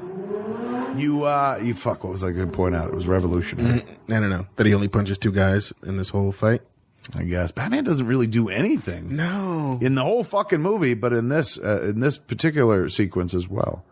All right, here's a moment. He can get out of here, man. Get the fuck out. But instead, and I just noticed that this time, he takes this moment because he could kill Commissioner Gordon. Right. So Batman comes in to save the fucking day. Oh, that's fantastic. That's Gretzky right there. Gretzky moment. Little jog, and he picks him up. Nicholson's taller than Batman, but whatever. I like his reaction of, Jesus! But it's more, not so much like, you're a dude in a mask, but he's just like, where the fuck you come from? And why are you involved? And what's going on? But look at his reaction. I love how he settles into it. He's like, all right, man, so I'm dealing with a guy dressed like this, man. He's a bat dude. Gives him the fucking nice outfit. And then Batman does his first cinematic disappearance in a movie. What? Yeah. Like, Where'd he go? He'll do that for many movies come, but that's the first fucking time. Why? Why did he bother wasting his time hammering shit with an axe and fucking spreading? Yeah. No, just run away, dude. Run, bitch. All right, so now, look at this dude. Eckhart's just hanging in the background and casually walks away. Huh? For me? Twinkies? Oh, the guy who didn't like me, who said he was going to fucking hurt me? Hurt me? Porkins. How did I not see this coming? Why do I get killed in almost every movie except Raiders of the Lost Ark? And then Batman reappearance. Another fucking thing you'll see, of a trope you'll see in many Batman movies. That was badass. I remember seeing that as a kid and being like, yes, bitch. And when I say kid, 19. Fucking, he uses his gauntlet to deflect a bullet like he's goddamn Wonder Woman, man. It banks off the machine, fucking cuts into Napier's face, and then he gets dropped in the vat of acid. So I guess that's what gives him the permanent smile. Like, for some reason, it wasn't enough to just fucking paint him up. Yeah. Like Tim Burton had to grotesque it up a little bit to give him the rictus grin. Yeah. Because that, I guess, is the surgeon who's putting his face together had to make it a smile because there's not enough. But you got Jack Nicholson, who's got one of the most like creepy smiles on the planet. Yeah. Why do anything to it? But it worked, man. Now, this is a Batman who can't turn his head. No. Batman doesn't get to turn his head until the Dark Knight. So there's a lot of like, I'm turning my body to look this way. I'm turning a lot of big reactions. But still, I remember this sequence ends 1989. I'm like, oh man, it's Batman. It's Gordon. It's Batman fighting fucking thugs. It's the origin of the Joker. This is the moment where in the movie where deceptively it seems the most like the Batman you know. But as we pointed out, doesn't really do anything. Yeah. He saves Gordon's life. That's it. That's all he did. But took out a few punks. Yeah, sort of. Saved Gordon's life, failed to save Jack Napier's life, thereby creating the fucking Joker. Right. So, at the end of the day, you're like, what'd you do in the game? If you had to look at his stats after the game, plus minus him, What is he, like -2, -2? Like, Yeah, like 2 punks off the street, 1 crime not actually solved or averted. And again, you could point out, like, it's his first adventure. It's his year 1, essentially. He hasn't been doing this a long time in the movie. I guess, but you only get that because that one punk is like, "Who are you? Yeah, Tell your friends." Are you fucking nuts? I'm Batman. How do you not know this? Look at the fucking logo. But like everybody, Commissioner Gordon's like, oh my God, nobody's seen this fucker before. So maybe you give it some leeway because you're like, well, it's his first week on the job. He don't know what he's doing. That's how he gets beat a lot. You see him get beat throughout the movie and shit. Somebody somewhere along the lines was just like, humanize this character, man. So they let him get his ass kicked from time to time, including like fucking the very end of the movie when he's up in the bell tower. Gets his ass handed to him and shit. But it's weird because you can sort of tell what Tim Burton was interested in. Like not Batman. You know, like none of that was kind of what fascinated him. It's true. It's the like, Joker. Yeah, it's the Joker. The grotesque of it all. It's the sad clown, the Frankenstein, the Edward Scissorhands of crime is where his heart lies. And so he could give a shit about Batman. He kind of gives a shit about fighting crime. It's more like, look, now we're having a Citizen Kane style dinner in this giant house where they're at the end of the table and we're passing salt and walking around. It's where's my crime fighting? The vichyssoise in the soup is a recurring theme. There's a whole vichyssoise moment in fucking Batman Returns where at one point he's like, it's cold. And he goes, it's supposed to be cold. It's vichyssoise. So for some reason, Tim Burton liked the idea of like, film schooly Tim Burton, goth artist Tim Burton was just like, I like the idea of him eating soup. And so Batman eats fucking soup a lot. I remembered what I was going to say in that last sequence. What I realized when I was watching Batman this time around is, and I say this now as the filmmaker I am today, I could have shot this movie. It's the action sequences, maybe not all the like the high shots. Like there's a lot of shit. Tim Burton's a visionary I couldn't even touch. But when it comes to the action sequences, holy fuck. Like the fight scenes, we just saw one. Yeah. It's a series of fucking like dudes running and Batman just kind of steps into the frame and punches somebody. Yeah. It's not crazy. There's one really cool fight scene in the alley where he fights the swordsman and those cats. That's about it. And that's just quick cuts, but not even overly covered. I'm serious. I could have shot the action in this Batman movie. And this reminds me a lot of the first X-Men that way. Even that I'll give them. They had more action going on. They had more action, but like, although their movie ends with a big fight in a gift shop. That's fucking weird. You can tell they ran out of money, or Fox is like, this ain't going to make any money because they're like, can we get a little more loot so we don't have our penultimate fight in the gift shop? And they're like, nope, do it in the gift shop. And so Wolverine's knocking over fucking trinkets. What if we built like half of a top of a Statue of Liberty head? Could we do that? They're like, yeah, you can afford half, but you can't afford the other half. So you got to figure out what to do in between. They're like, gift shop fight? Yeah, cool, right? It's weird. It's like these sort of like indie-centric filmmakers given these big superhero franchises who can't do that thing that you want out of it. You brought up the term indie, and you're absolutely right. And you said before we went, it's kind of like an art house movie. Yeah, it totally is. Batman, Tim Burton's Batman is. It's not. If you look at the Avengers shit, if you look at Chris Nolan's Batman, which a lot of people are like, hey, that's an art house Batman. Ain't nearly as art house as this, man. No, this is just kind of, it wanders through the story it wants to tell, eventually get there, but it is not concerned at all with plot. It is not concerned at all with forward momentum. It is just like, hey, it's a weird romance between these two people hanging out and eating soup. That scene in the kitchen where suddenly it's like makes more sense to eat in the kitchen than the weird dining room. Yeah. That scene has some of the worst dialogue in a movie ever, where she's like, this house isn't very you. And he goes, some of it is very much me. Some of it isn't. And you're like, what? Why would you fuck this guy if he talks like that? This is a guy. I mean, granted, he's got a lot of money and shit and a butler. I guess that's cool. Yeah. And he's not like bad looking. No. And he's charming. Well, not in this movie. He's not charming. Yeah. No. He fucks around with you. He's just like, I don't know who Bruce Wayne is. And then later on, he's like, I'm Bruce Wayne, but my creepy butler's going to take me in the back and blow me. She don't know what to make of this guy. This is one of the most famous images in movie history, though. Yeah. Tim Burton knocked it out the park with Jack Nicholson seeing himself as the Joker for the first time. Mirror. You know, everybody knows this scene. And then the laugh. And you never see him. It's classy. No. You never get to see what he looks like. He holds that reveal for, let's see what minute we are in the movie. Okay, it's 35 minutes in. We still haven't seen the Joker yet. And we only got like an hour and a half left to go. We've seen some Batman. Probably more Batman than we saw in the beginning of fucking The Dark Knight Rises. Yeah. It took a while to get to Batman at that point. Remember, he'd taken 7 years off. Just hanging out in his house. No, I'm sad. My knee hurts. This Batman, Michael Keaton Batman would never be that guy, man. Although Michael Keaton Batman is the guy in Batman Returns who rips his rubber mask off. Michael Keaton Batman is the kind of Batman that gets fucking laid, though. Look at this right here, man. Here is where I want this movie to suddenly become 9.5 weeks. I do what I do to have you, have you. I do what I have to do. Look at it right there, dude. Boom, on the stairs. He's taking her shoes off. He lifted her leg up. Look at it. He's like, you're not going anywhere. No, baby. No, I'm going to teach you. Let me take you to the fridge. Oh, you're in charge? Adrian Lyne, shooting second unit. Yeah, we'll see who's in charge. I'm going to whip your shoes around. Oh, I don't know how to kiss. It suddenly gets into like Batman getting action early. Yeah. In the fucking movie. Something you don't really see in the other. Did he get any action in the Chris Nolan Batmans? No. No, She kisses him at the end of the first Batman, and then she's like, fuck you. Talia. He totally bones Talia when she breaks him into his house and they're making it. Oh, yeah, that's right. I fucked the villain. Good Whoops. point. They set him up to fuck like the worst person he could possibly fuck, and he's the great detective, yet he can't figure it out. Remember that time we totally had sex? And you could have fucking stopped me, but you didn't. This, again, another famous scene in cinema history is the Joker reveal. Mm. And anybody who wasn't around for this back in the day is like, you're kidding. This is a big moment in cinema history. We didn't get a lot of movies out back then. And this was fucking cool, man. This is iconic. This is the reveal of a very famous American actor in playing a very famous American fictional character, man. A guy who makes being bad seem fun on the big screen, playing the ultimate guy who sees bad as fun, the Joker. So you can see he pulls the taffy on this scene. He don't show you his face for a while. He's still in shadow, but that white makeup is popping out of the fucking shadow. So you're getting a hint.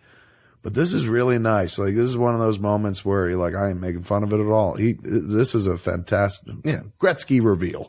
I got to stop using fantastic. Because you can tell that here's where his heart lies. His heart lies with the monster, and always has. And so every time you see Jack on screen, every time you see the Joker, it's beautiful.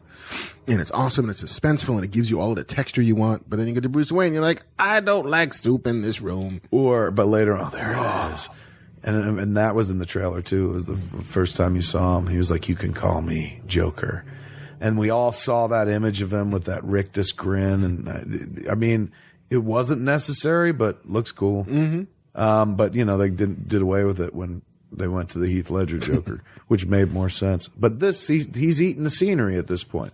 This is what they paid him all that money for. This is what people talked about when they came out of the movie. Like, oh, it's cool, Batman fighting the Joker. But they would talk about all these fucked up scenes where Nicholson does shit like fires over his back and he giggles. Like, oh, what a day. And later on where he burns the guy to a husk and has a conversation with him.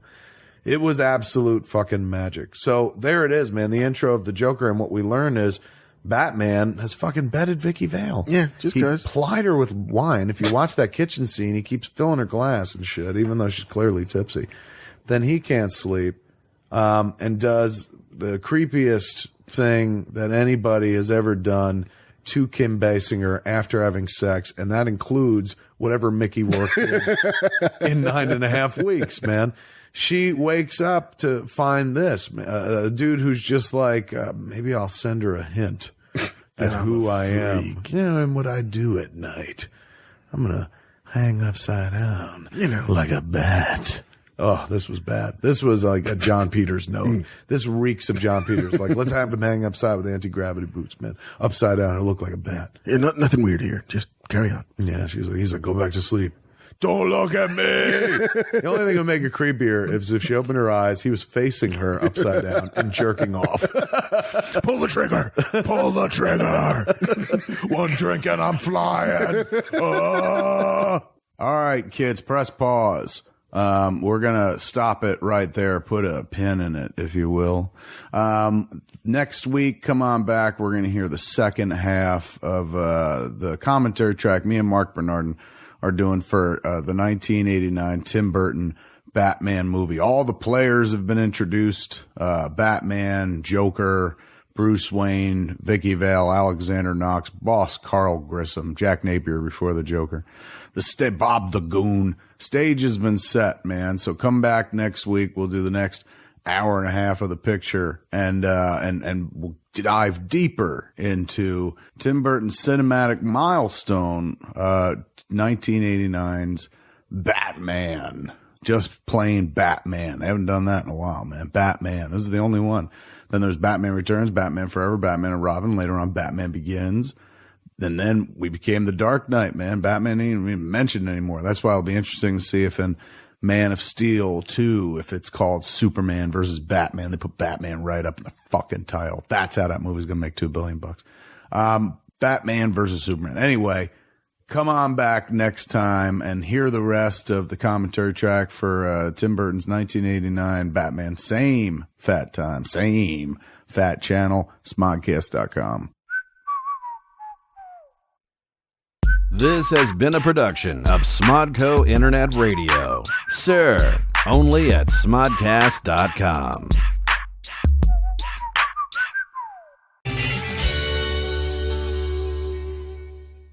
Welcome to Fat Man on Batman. I'm Kevin Smith. Okay, kids, we're back into it.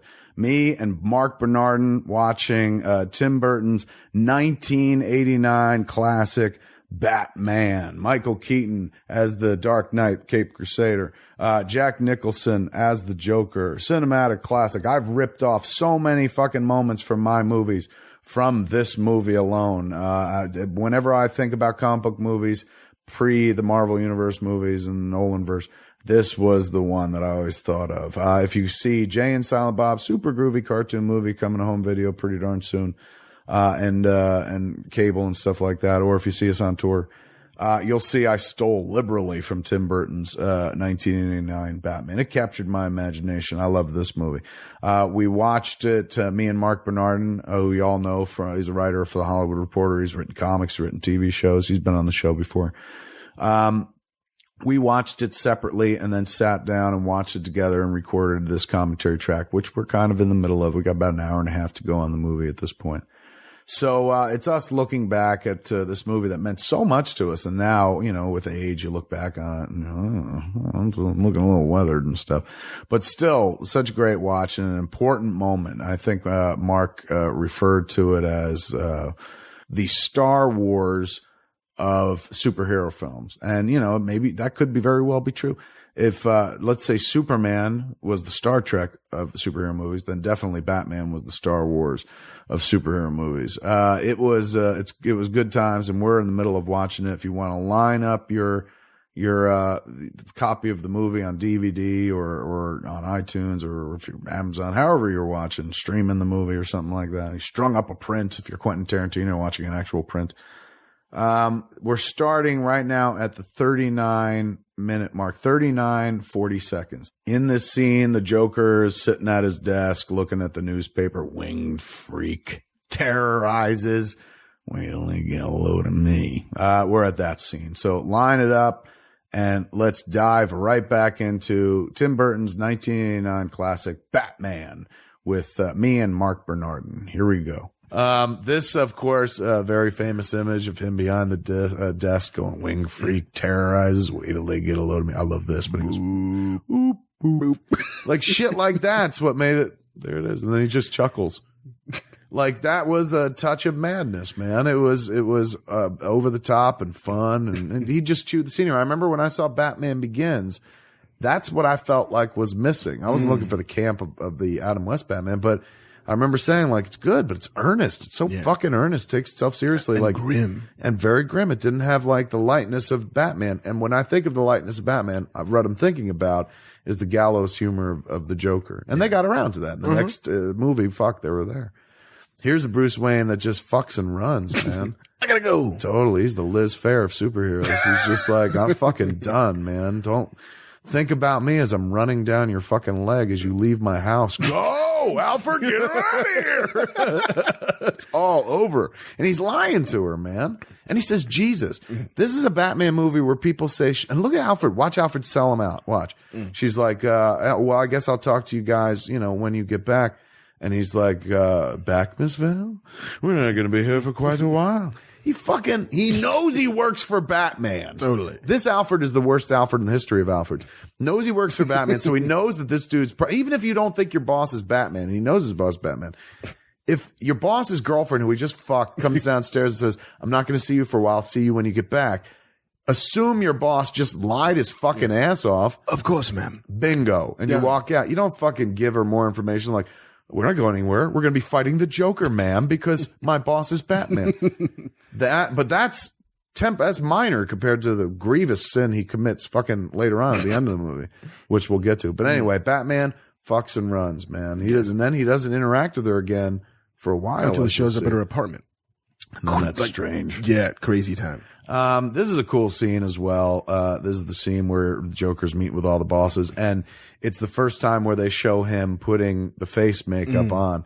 It was confusing the first time I saw it, where I was like, oh, so wait, he doesn't have white makeup, but then later on they make it clear it's underneath.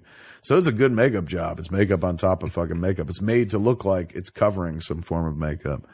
But they introduced the Joker Joy buzzer here.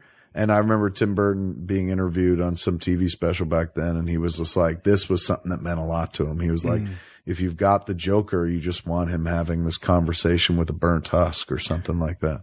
So you're right, dude. You could tell that, like, what he gravitated to about the material, he's talked about, like, Batman's a loner and an outsider, and I'm a loner and an outsider.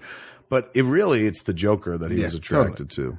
And Nolan almost apes this scene beat for beat in Dark Knight when Joker first goes to meet the gangs led by Spawn, basically. That's right. and he buries the pencil in the dude's head. Like, it's the same scene, basically, where he sits down with a gathered, assorted criminal mastermind. I'm heads. in charge now. Yes. Or I can help, as he did in the Dark Does a Knight. magic trick. Yeah. Want to make this pencil this year. Bam. And then says, it's all mine now. Yeah. It's the same scene. Dude, they do that again later on when Joker's in the middle of the street and Batman's flying the bat wing at him. And he's like, come on, you gruesome son of a bitch.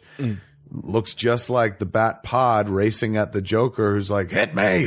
Same fucking image. So call it an homage or call it a trope. That's cool. They also tend to do scenes where there's like a big party and a lot of money being spent. And when I worked, this is a weird little tidbit of information. When I worked on the Superman script, I had a scene like that. It opened at some benefit, black tie benefit. And then the Legion of Doom attacked. And one of the first notes I got back was like, don't do this benefit scene. These benefit scenes are always so expensive. And I'm thinking, like, in a movie where the dude flies, you're worried about the tuxedo cost? Right. There it is, man. I'm my number one guy. If I'm Jack Palance, I'm like, fuck you. Where's my taste? Where's my action figure? I want to get a piece of your performance. Like, you're getting a piece of fucking all the Joker. Oh, but there's some fucking insanity right there where he's like, yum, yum, yum, yum, yum, yum. And then he goes and has this conversation with the burnt up dude. When I think of Batman, I think of shit like this, and then I think of the ending. Last like 15 minutes of Batman are pretty damn strong. They're not bad. But I mean, a lot of like un-Batman moments. I mean, look, that's why people, I think, liked the Nolan Batman so much, because it was closer to the books. But this was closer to the books for us. But now when I watch it, I'm like, this is so fucking far removed from the book. Even when I was a kid and I saw it in theater, I was like, Batman like pulls missiles out and a fucking gun, a machine gun on the Joker. No, he never says rubber bullets. Honest. Even when he attacks Axis Chemical later on, he blows up a fucking building with people in it and shit. And he's not even in the car. He's remote controlling it. Yeah, just because he's not our Batman, but he was close enough. And also the revolutionary thing we didn't talk about, they put him in the fucking suit that made anybody look like Batman. Right. Like, that was the thing. When he got hired, people were like, Mr. Mom is Batman. How the fuck is he going to pull those off? Not only did he pull off the performance, but how Michael Keaton's in very good shape, as you saw him hanging upside down. But they made him even better by giving him a goddamn suit that had ribs cut into it, cut pecs and shit like that. So suddenly I could put on the Batman suit. Pretty much. Just come on, shoehorn me in there, motherfucker. And you'd see I had ribs and shit. You'd be like, you got a six pack. I'd hide my everything else with the cape, of course. I love the cars. Like, it's this perfect, like you said, like it's all timeless. But these cars look like beaters. Like, why is Bruce Wayne driving like a 1978 Pacer? It is kind of, look at this shitty car. Of all the cars he could choose, man, he's just, I know why. Is it the Disguise car? Yeah, because he's going to Crime Alley. Oh, he's driving himself too. I never noticed that. Yeah, he's going downtown. He's going to Crime Alley to drop some roses. So maybe he wouldn't want to bring the Bentley. Well, there was no Bentley then. The And Rolls. she's driving like a shitty Chevy Citation. Like what? They're all rentals. They all. It's like Batman presented by Hertz. Drive the car that Batman drives. Like the Batmobile? Like, no, when he drives to go see his parents' grave. Like, Yeah, oh. his shitbox, the one he takes out. Drive Vicky Vale's car. I don't want it. Once again, this is a Batman, world's greatest detective, never thinks to look over his fucking shoulder to see if he's being followed. As he goes to hotel. He's like, this is where my parents died. Fucking the shit out of each other. Oh God. This is where I was conceived. Never mind where they died. My parents, they met at this hotel. Their love was a crime. Crime alley. And look, if you lose I lost my dad. I'm still sad about it and shit. And I imagine if you're a little boy and you lose your parents, well, it could turn you into Batman. And clearly he's still driven as an adult, but you think he does this trip once a day, once a week? What's once a year? Yeah. What did we just happen to pop in on his life when he's like, look, I need a little extra strength. Maybe I'm retaking the vow or something. But I didn't quite understand. Is this a regular thing? And are there bums that live in Crime Alley who are like, he's gone, grab the roses, and then go sell them for like $2 a pop at the light or something? And also, is she a journalist or just a photographer? Like, I can't figure it out. Where does she get off being like, clues? Yeah, I don't clues. And she spends a lot of time in the newsroom. She talks about writing stories and stuff, but it's like, I thought you took fucking pictures. Yeah. She's I found a I file. do a lot of things. I'm smart, damn I it. fucking knit. One time I had my own fucking yard business, landscaping, before the photography thing. Photography you can't always count on for you to make money on. So I'm a jack of many trades. There's not always news. I do children's portraits. And she has a fucking killer apartment in Gotham. Like when How? you see it. Just shows up. Like, didn't you just come back from some world tour? Warren Corte Maltese. Time pays a lot of money and gives photo credit to like the photographer right on the front fucking cover. Ooh, mime attack. Hold Yeah. on. Worst mimes ever. This is definitely, you feel Tim Burton all over this. Like, we'll bring in mimes, man. Like, his mimes are creepy. What'll be weird here? What if we have like lots of mimes? And the Joker becomes a mime, and I don't know. It'll just be weird like that. There it is, man. The mime attack. Another mime. And I've tried doing that move for a while to skate. I can't get that quite right. But once again, nighttime Gotham in that opening scene, remember how it looked real? Yeah. Like, looked believable. This is daytime Gotham. And mind you, maybe a press gathering on the steps of the courthouse doesn't mean the whole world's going to stop. But look at this crowd. There's just maybe no passing foot traffic. Maybe it's just that everybody comes to listen. But watch this crowd when they go wide. Monarch Theater. It just looks, they can't fucking get away from it. It just looks strange. There's nobody on the street over here. No cars moving, nobody walking, everyone just kind of standing still like extras on a set. But this is a Gretzky moment right here. It's your Uncle Bingo. Time to pay the check. And then bam, right into his jugular. And the pen is truly mightier than the sword. Now, Bruce Wayne let that happen. Yeah, just watching. And what happens next, Bruce Wayne wouldn't allow either, except he was a year one Bruce Wayne movie version of Batman. Like, look, he's like, I'm going to stop this because I don't like guns, but he's not very good at this. Watch. Yeah. Just standing. Chang. Yeah, he was waiting for that shot too. You could see. This is the first moment that he's got. They're like, trust me, you're going to have a scene with Jack Nicholson, I swear. And then you won't be wearing the mask. And this is it. He just waves at him. And that's when Michael Keaton goes, I'm going to do that Let's Get Nuts scene that I've been talking about adding. Because if that's the only FaceTime I share with Nicholson in this fucking ridiculous picture, I'm going to fucking do the Let's Get Nuts. They're like, he's talking about doing that Let's Get Nuts scene. Fuck, he's got his hip pocket. I know he's going to whip it out today. We might have to do it. There he is, the mayor, fake Ed Koch. And ever at his side is the district attorney, who seems to have a lot to say about not just the killing of, in this instance, the killing of a mobster, but earlier on, he was talking about like the festival's going to go on. They're like, why would you ask the district attorney about the festival? He's like, I'm prosecuting major crimes. I have nothing to do with your fucking party. Stop bugging me about this. He's like, I can't wait till the third movie when I'm fucking Two-Face. You just wait. It's going to be awesome. Everything's going to be better than this town needs an enema. Great line. A lot of these lines wound up in the Bat Dance track, man. So I always thought this was a cool moment right here. Alfred's got the water ready just as Bruce is like, can I have a glass of water? Very subtle, very small, very nice. And one of the only moments where I'm like, here's an Alfred that looks out for Batman, as opposed to an Alfred that's just like, you might want to go this way, sir. And then as he walks away, he says to the people like, Master Wayne has something secret to do. And then later on, he fucking brings Vicky Vale into the Batcave. Later on, he fucking ruins Bruce's shit by being like, we ain't going anywhere. Yeah. No, he's fine. He's going to be right here. Then she spends the rest of the movie. It's kind of a story of a woman who has a one-night stand and then spends the rest of the movie paying for it. It's very Catholic in many ways. The penance. Like most Hollywood scripts of its era, this is a patchwork, this script, a patchwork of ideas. There are two credited screenwriters, Sam Hamm and Warren Scarron.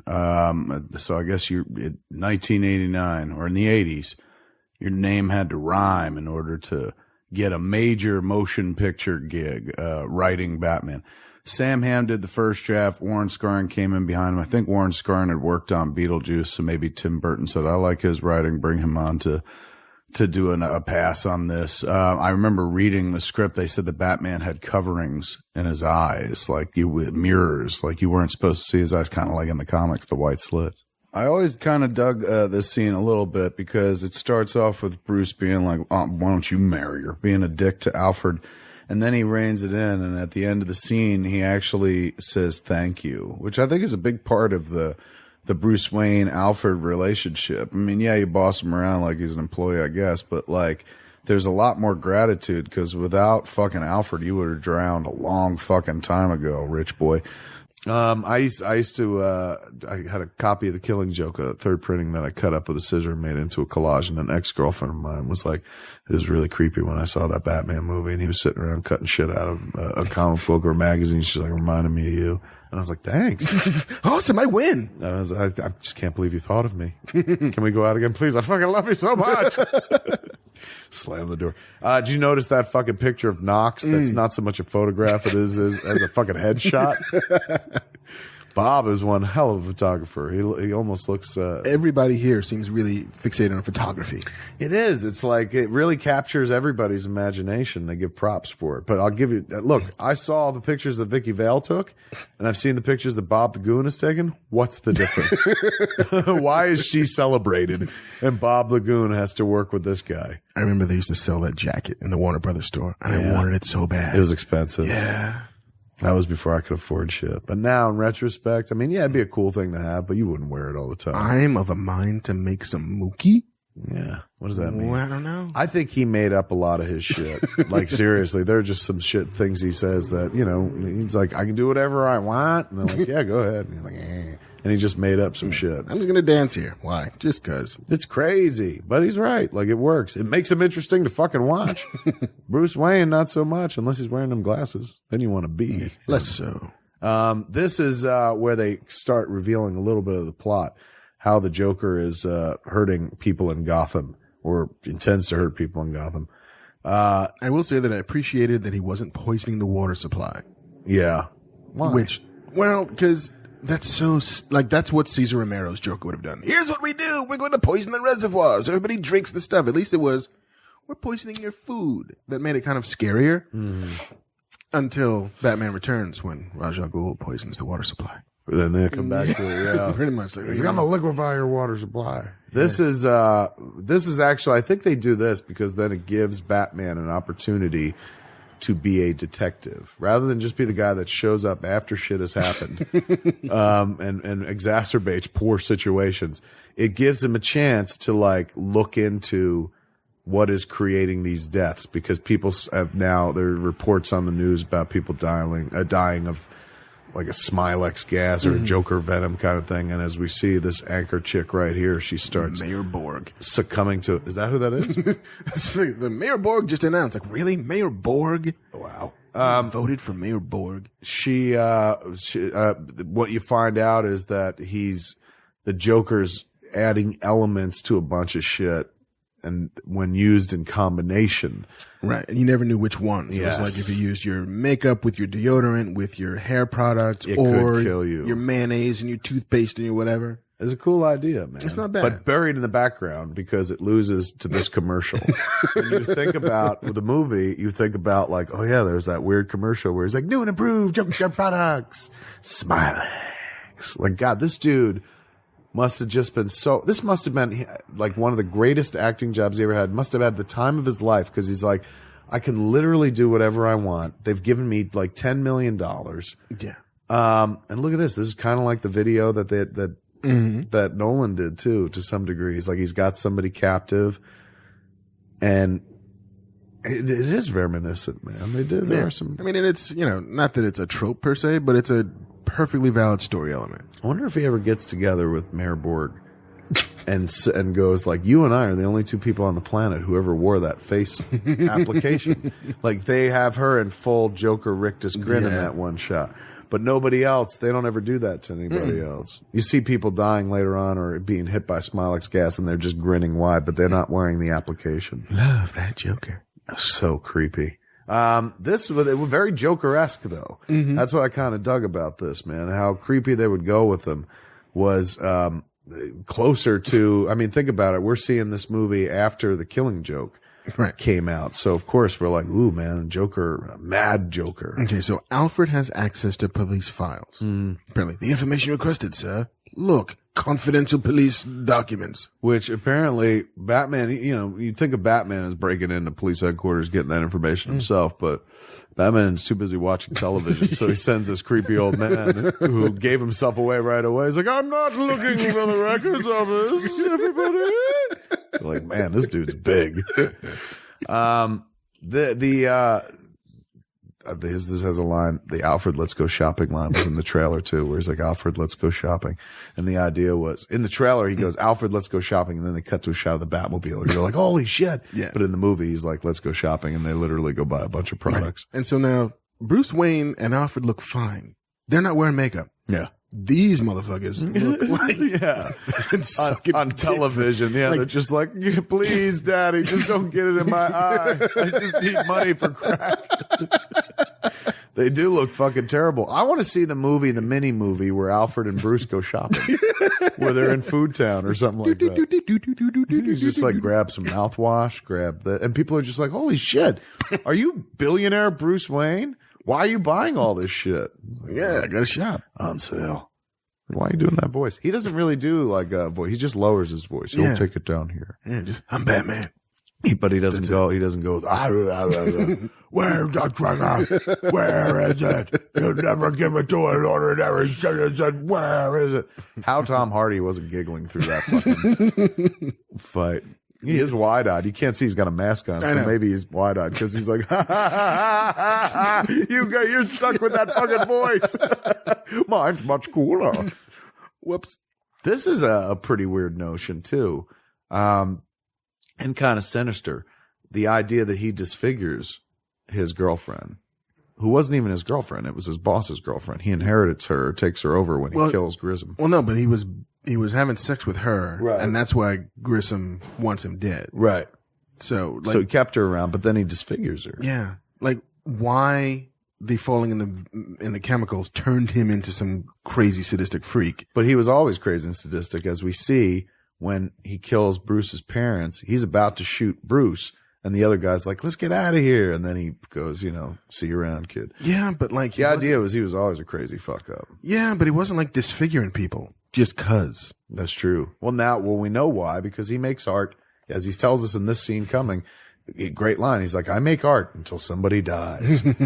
So that becomes his new mandate. But it was a weird notion, a cool notion too, because you're like, ooh, that's sadistic, man. It's not just a dude running around going like, I'm poisoning the fucking products. He's like taking acid to his girlfriend's face or some shit, and then making her wear that creepy, like, Zen mask. But this, of course, is a sequence that most people remember, think of, because it was in every trailer. Whenever they talk about this Batman, they show the clip and they show Joker going, where does he get those wonderful toys? This is that very sequence. And once again, it's a sequence where you're like, holy shit, Batman just faced the Joker and he used a fucking grappling gun and there's the Batmobile. This is where we get to see the Batmobile for the first time. I mean, what are we? We're an hour into the movie, almost halfway into the movie. And we're finally going to see the fucking Batmobile. And it's not used to fight crime. It's used to escape crime. Yes, to run away. Sort of. A lot of running away in this movie. Now, again, it's his year one, and maybe he's like, I can't fight all these fucking people. Like, let me just get her safe, and then I'll come back and whoop ass. But it's crazy the amount of running that Batman does in this movie. With running and breaking things while on the run. And are we now going to get our first big hit of Prince? Yeah, this is where we had a little bit at the ball. The gala. At the gala at the Wayne Manor, but this is the first big taste with Party Lawrence. And he was like, by the time they get to this scene, Prince was like, oh, finally. Like, I was wondering where all my songs were. They just used his needle drop in that one fucking scene in the beginning. And now it begins here, and they play, a good chunk of fucking Party Man, scoring the whole fucking scene. And it does elevate the scene. It's fun and whatnot. But I think that's the last Prince you hear. Well, you get a little bit at the parade. Like, I remember there's a... Oh, trust. Yeah. That's right. One more fucking... Money. Gimme. Who do you trust? Yeah, that's right. The one more song that we'll hear during the parade. I do like this scene, though. This is pretty badass. Because it is kind of villainous, man. Bunch of fuckers going into an art museum full of treasured things and just fucking defacing them just for the shit of it.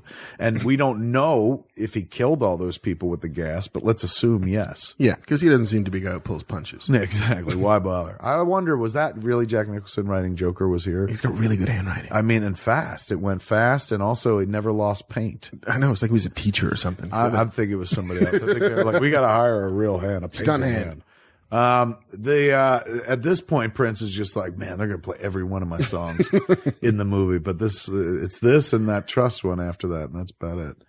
And, you hear the love theme, the Scandalous, like, Danny Elfman adopted it or Prince adopted it off Danny Elfman. The Scandalous was a song. I had the soundtrack, of course, both the score and the fucking Prince album.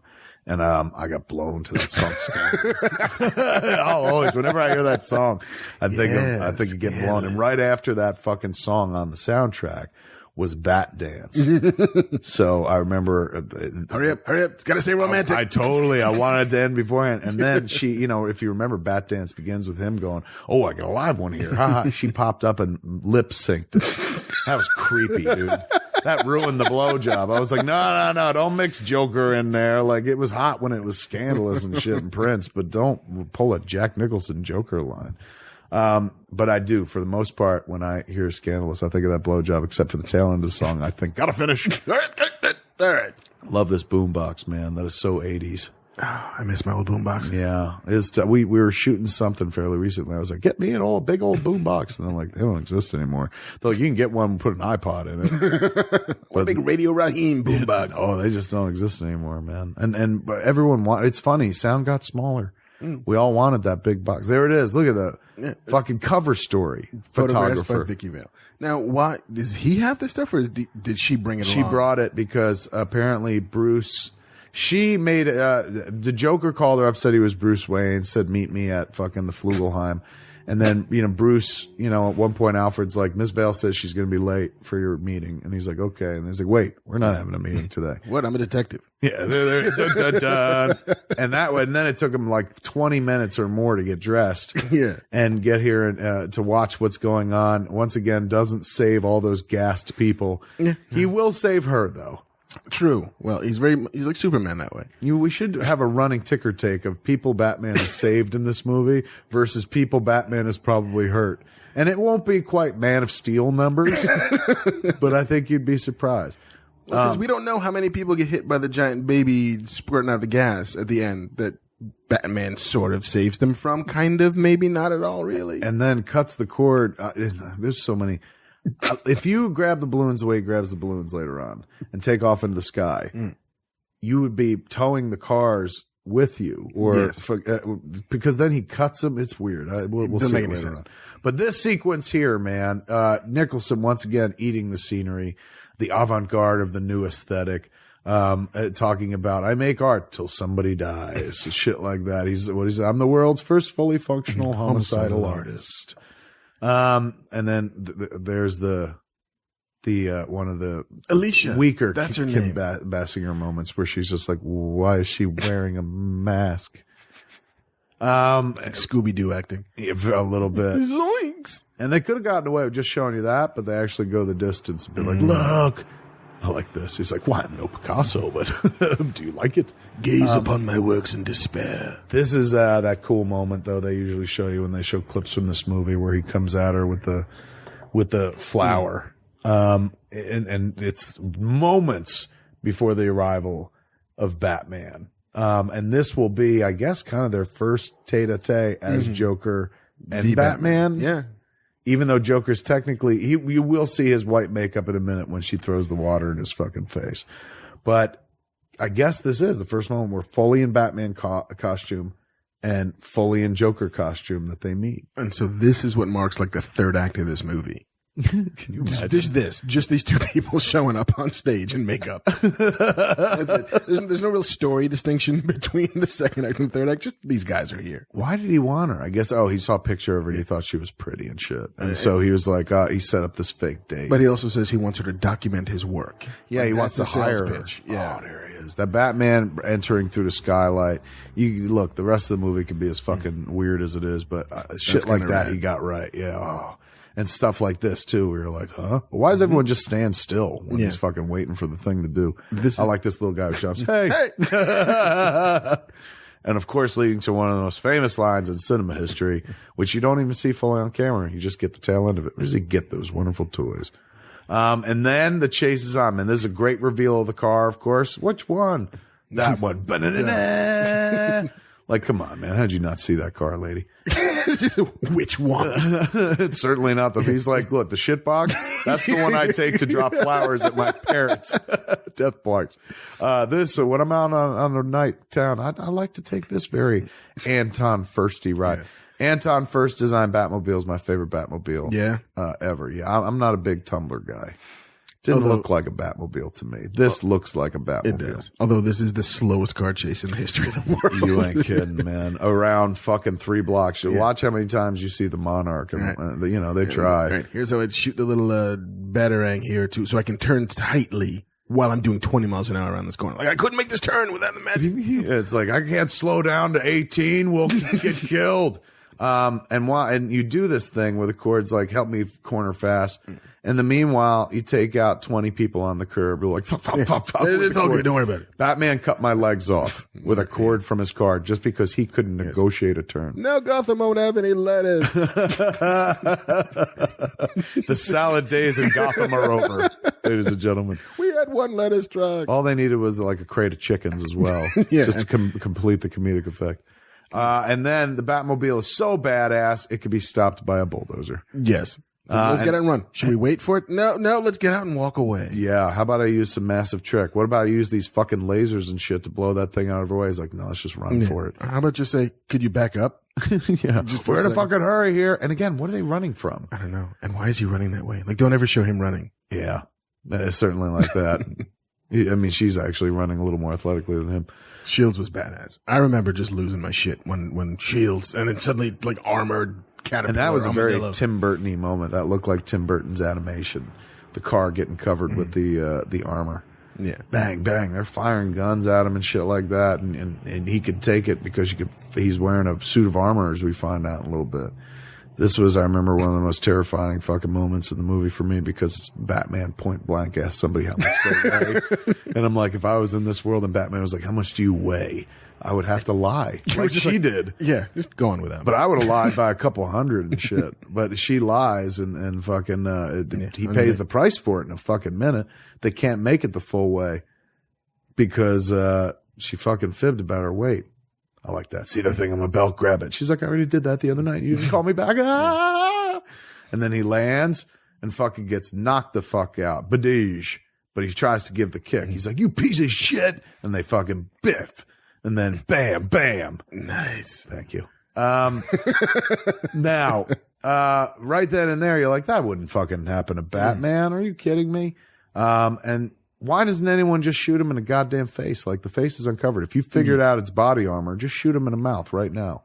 Put the gun in his mouth. Don't take it off. Stop having a conversation. Yeah. And they also know that it's a girl way too quick. Watch. He's like, shoot her. How do they fucking know? Like if you looked up, she's backlit by a giant light over her head. Yeah. This is Here it is. Look at the shot right here. It's coming up. This is the best fight scene moment. Yeah. That's cool, but that's not it. It's it's her camera flashing like the jaw. Bam, right there. That shot where that was the moment, dude. Those two quick shots made me forgive or not even think about how fucking not super action oriented the rest of this movie is. This sequence, a lot of people point to all the time. I love that fucking zoom in on his fucking fist. John Peters maintained this is why the movie made $200 million. I told him, I was like, I love that sword sequence, man. He's like, you know why the movie made that much money? He's like, because that guy was real. I was like, what do you mean? He's like, he's an actual swordsman. I made sure we had the best. And I was like, yeah, it's not Jack Nicholson's performance. Boof! It's the Raiders of the Lost Ark. Kicks him in the fucking face instead of shooting the guy. That is the best action moment in this entire movie. A little bit, yeah. That sequence right there. And then there's a fight later on, but more like one-sided. Right. He gets his ass beat. But that's him looking the most Batman in action. Yes. When you were a comic book fan, going to see this movie in 89, you were like, holy shit, he did it. Right. He fucking fought like Batman fights and shit like that. And yet it's all pointless because he could have just stayed in the car and been like, shields, and then wait, shields open, let's go. And as they all sat there trying to pound and get into it, he's just like, don't worry. Yeah, the bulldozer's gonna move. It's all good. He busts her ass right here. He's like, you weigh a little more than 108. That's the thing I would expect him to say to me. I'd be like, you're damn right I do. 108. I was born 108. Look at him. He's just like, bad cut. He puts his arm down, but his hand's still up there in this shot. But a cool moment where he commands his car. And this is the one time it feels like this car is actually going fast. In this sequence in the back roads. I always try to figure out if this is a stage or if this is in the real world. Because look at how perfect and Tim Burton-y these trees are. Yeah. The shape of the leaves on the road. I can't figure out whether this is a stage shot or somewhere in the real woods. Later on, you'll see some shots that are definitely in the real world. They're coming up. But those first few, I'm not quite sure. This is where it is a pimp move, man. He turns on the light so she can't fucking look at him and shit later on. He's like, quit looking at me. Don't look at me when I'm doing this. And she's like, doing the face. What? He's like, I'm Batman, not in the fucking face. Don't look at me. What I do is wrong. He's going to turn the light on. But look, that was definitely not on a stage. That car's hustling and you buy it. And moving fast. Although they sped up the film a little bit. You could see by the leaves. But those are the moments they put him in the trailer, and people are like, the Batmobile's amazing to make up for the last scene we just saw. Stop. Here he comes, man. He's going to be like, I'm going to turn the light on so you can't see jack shit. Feast. I'm going to turn the light on, and he's like, look what I got in my hand. Look at it. Touch it. Ah! And right into the fucking Batcave. He's like, I love to do that to people as we go to the Batcave for the first time. Batman's a dick. Somebody says dick in this movie. Robert Wall. And when he first walks into the newsroom, they're like, hey, how's your Batman? He goes, ha ha, you dick. He says dick in a PG rated Batman movie. I thought that was pretty astounding. Our first, is this our first look at the Batcave in the movie? Not quite, because we saw him like perving out in his own party before. That's right, sitting in the section. But this is our first wide of the Batcave. Because we've never seen the Batmobile until now. And so you see the Batmobile pull up onto the round platform, and then he turns on the house lights and shit. So now he brings her back here, ostensibly. Oh my God, he almost let her fucking fall off the thing, He's a dick, man. This Batman's a dick. But so he brings her back here so that he can. She should have figured out it was Bruce Wayne, because she's like, there's only one other guy's been dick enough to me like you in recent memory, and it's fucking Bruce Wayne. Yeah. Who like lives out here. I was at your house. Like, who the fuck else lives in the middle of the woods? Equidistant from the heart of Gotham. Yeah, it's like if we made a left up there, we'd have gone to the front of the house, right? I know Batman. He's my neighbor. Can't tell you anything about him. She's like, you are Batman. It's like, I mean, I don't know Bruce Wayne. Fuck. Now I gotta kill you. Step back to the platform again. I'm gonna turn the lights off. You and your questions. You're some kind of journalist, aren't you? Yeah, a photojournalist, I see. Here you go. Batman being the Dark Knight detective. He's broken it down. This is the Batman you know from the comics. In 1989, you're watching this movie, like, right on. Fucking, he deduced shit. I solved the thing. Yeah, he fucking put a little fucking brain matter into it. He's the world's greatest detective. I am the solver. It's almost like he's not present. Like, see how he lit it in such a way that Michael Keaton didn't even have to be there. No, not at all. They could have just had somebody fucking moving. She's Bad puppet. She's like, are you a person in there? Once again, Batman, the shortest guy in the room. Yeah. Shorter than the Joker, shorter than his girlfriend. That's why he's so uptight and upset. He's not bigger than life at all. I want justice for the little people. This is some of that dialogue that Yeah. Well, when people talk about comic book movies and dialogue, this is kind of what they talk about. But so we've established that Alfred can get into and out of police headquarters with documents. Yes. Like, he's got an in. Yeah. So why the fuck does he need to bring Vicky Vale back to his cave to give her shit to bring to the police when Alfred could have done that? True.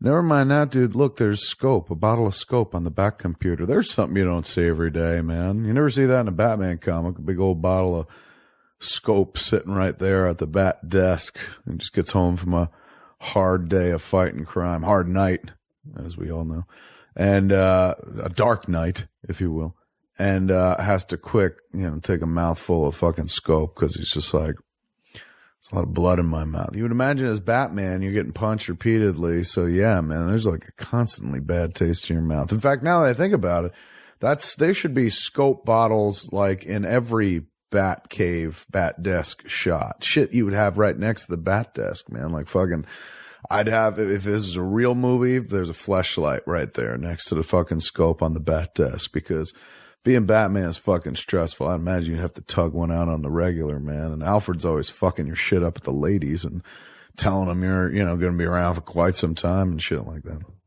In any event, man, check that out, man. Batman referenced in the newspaper. Once again, we go from the thrill of seeing Batman in the Batcave to the least interesting characters in the flick, Vicky Vale and Alexander Knox.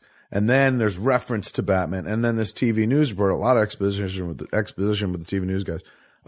He references, like, shit, you can hear him in the background. Is Batman, a figure to be trusted or some such shit? Nicholson gets to shoot yet another TV. Thank God it was a Warner Brothers movie, because it's almost like a Warner Brothers cartoon with the amount of TV busting and shooting and punching that the Joker goes through. I got a flying mouse to kill and I'll clean my claws. That again sounds like dialogue that was just kind of made up on the spot, and everybody's like, fuck it, he's in the makeup, let's go. And it worked, man. I'm not saying like this was terrible dialogue, but and it's just, where'd that come from? I never heard that phrase before. And it's not like, he necessarily has to, every line has to be some pop culture reference, but it was just kind of strange. Alfred playing the role of the school marm, or the old grandma is trying to get the kids together. In that scene, apparently implants in Bruce Wayne's head the idea that he should go reveal his secret identity to Vicky Vale. And so here we go. One of the worst scenes in this movie, I'd say, begins now. This part isn't so bad. There are two cute touches. Like right here, he's like, I like this, like not lots of space. And then when the Joker comes in a minute, he echoes the same sentiment. He's just like, lots of space. That's where it goes downhill after that. Yeah. He's coming to tell her that he's Batman, and she's getting uppity, and she confirms what we suspected about sleeping with him, because she says it right here, man. I don't know why I did that. Yeah, she's like, and then I let you in my mouth, and fucking, I don't know when they tamed it. There it is. I trust you. I even slept with you. She says that, man. I can't believe they did that. And then that other thing. And then that other thing with the other guy. He's like, I can't believe I got to sleep with somebody who doesn't knife me at the end of the movie. I never get pussy, and the one time I do, I get knifed for it. So hopefully you're not going to do it. I do like that row in her hair, the fucking cornrow thing in the middle of her hair, braid. You see the one lone braid? I think it was a nice choice. That's her princess lock from like Coming to America. Is that? She's royalty in Blondonia. As you can see, the dialogue in this scene just fucking awkward, man. It's all first draft. It's all like, can we take another pass at this? It's nobody who's a comic book fan. It's somebody writing like, hey man, if you were Bruce Wayne and you're Batman, like, imagine if we have a fucking funny scene where he's trying to tell her that he's Batman and he can't say it, and she doesn't quite understand.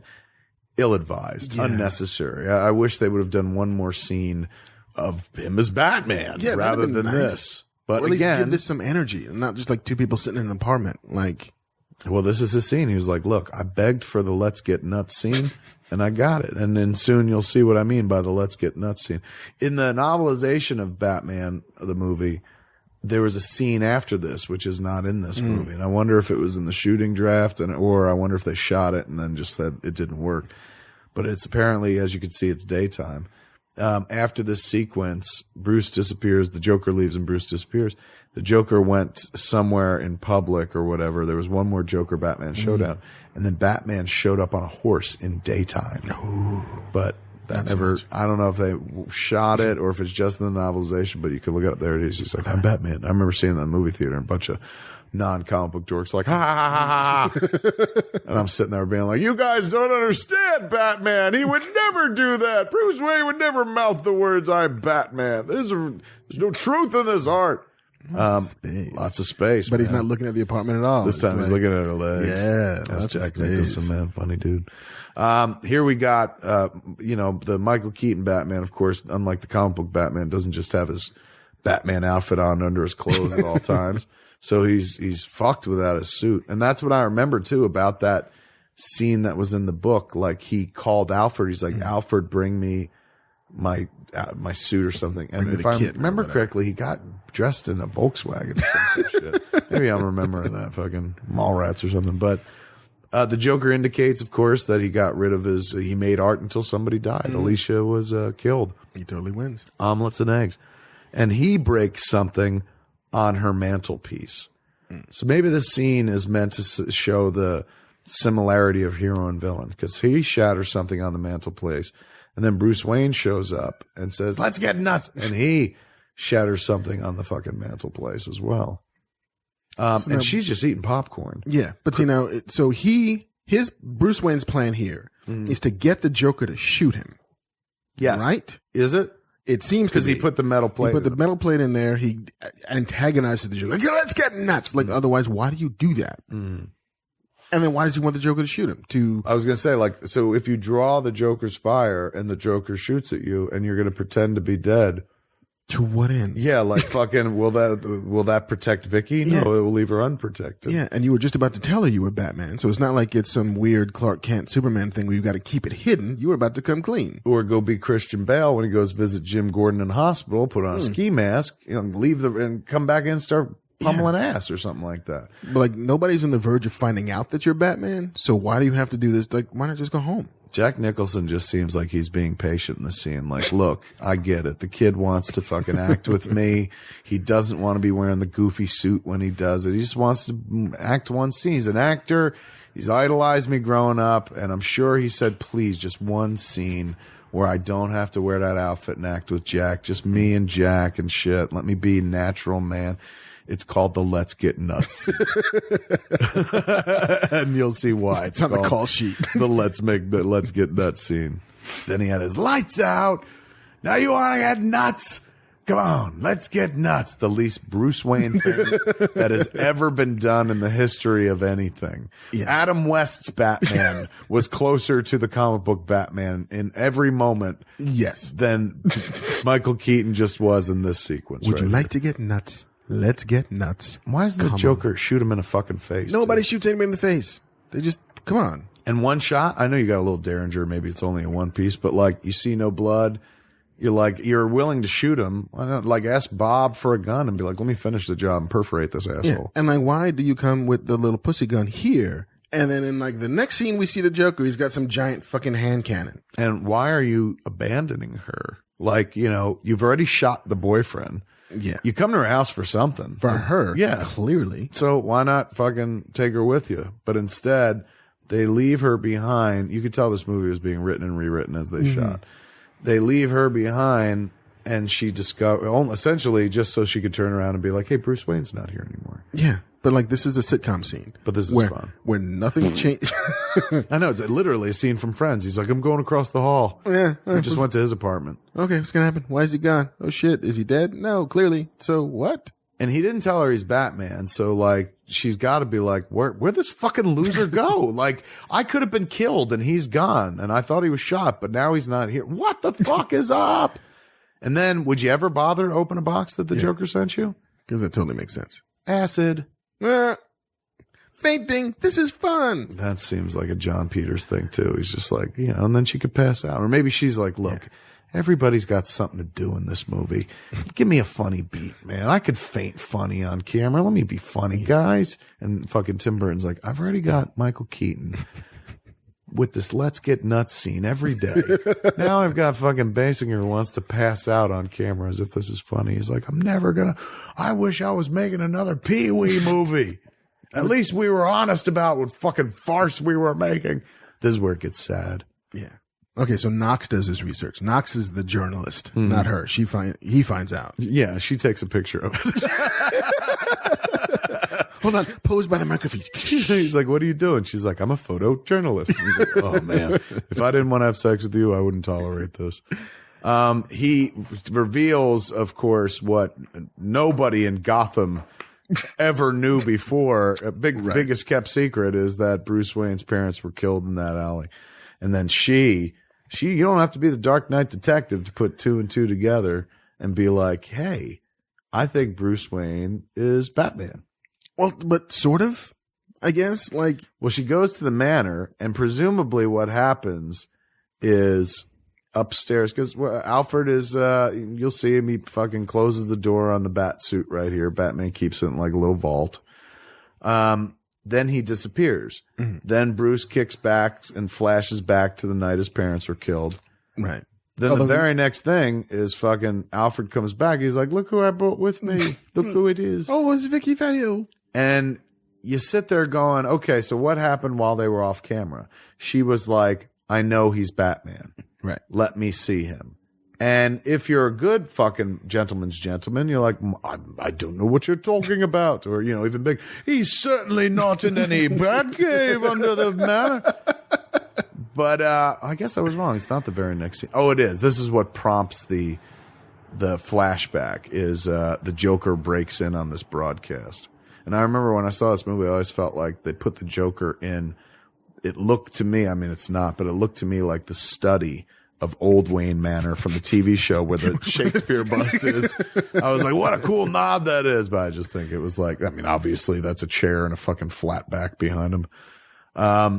But this thing bummed me out too, because I'm like, the laws of physics on this broadcast don't make sense. Yeah, where are they looking? Yeah, they're looking at him somehow, like he's on another camera and they can see him in a weird way. But I do like when he closes the screen over. Yeah, the movie just gets like weirdly lazy at this part. It's like, we're going to do some shit. Look, punks, gangs. Yeah, like, look at Gothamites. Yeah. Here are the 12 people that live and work in Gotham City, and they will be affected by this festival. Here's a bar scene. Remember, just like in fucking Chris Nolan's Batman. And apparently, Batman has always got to be a bar scene. There's got to be one. There's got to be one of those burning cash cans with homeless. Yes, because it's the Bronx circa 1977. Soon you see Rocky walking by and people are like, "Ooh, bring it back." All right, there he is. He just closed off the screen. Now he's got the thing to himself. So if you were watching TV and it was split screen, that makes sense. Right. But if you were not watching like a TV that had the split screen image and you watch this guy move his hand over, you were like, who is he, Tom Cruise in Minority Report? And so 20 years at a time. Yeah. And so now, did we ever see the Joker steal $20 million to give away to the people of Gotham? No. And I don't know if they say it in the movie, but in the book and in the comic books, it's not real money. Yeah. They never say that in the movie. No. So just suddenly he's got $20 million he's giving away. He's just throwing out there. Yeah, well, I guess he figures I'm going to throw it out there, gas him, and get all my money back. But then he doesn't care. Remember, like the Joker and fucking Nolan's Batman earns a mountain of money. Yeah. But yeah, good point. Where'd that money come from? He's got it hanging out, loose change. Look at him. He's hanging out in his jeans. There he is wearing them glasses. That's what made me the fucking blind fuck I am today. Because I want to be like Batman and fucking wear glasses. Now, see, here, I don't buy that Bruce Wayne hasn't memorized this file already. Yeah. Yeah, he's like, Alfred, can I have the file of my parents? Did you get it? Like, what? You don't Alfred, I've been like, again? Yeah, come on, dude. You read that before you go to sleep every night. You've read that more times than you've read Catcher in the Rye, sir. You've read Catcher in the Rye far too many times for me to be comfortable with. See, he took off his glasses, dude. That made him serious. It was business. Thinky time. That's why I started wearing glasses, so I could take them off and be serious and shit like that. Look, it's the Monarch Theater again. But now it's important. Yeah, now it plays. Now you see why it's in the background of every shot. in the movie. And what are they going to see? Not Zorro, but it's like some musical. It's well, it was the Fledermaus in the Nolan movie. version. It was Zorro, and it had always been Zorro. Frank Miller's version. Yeah.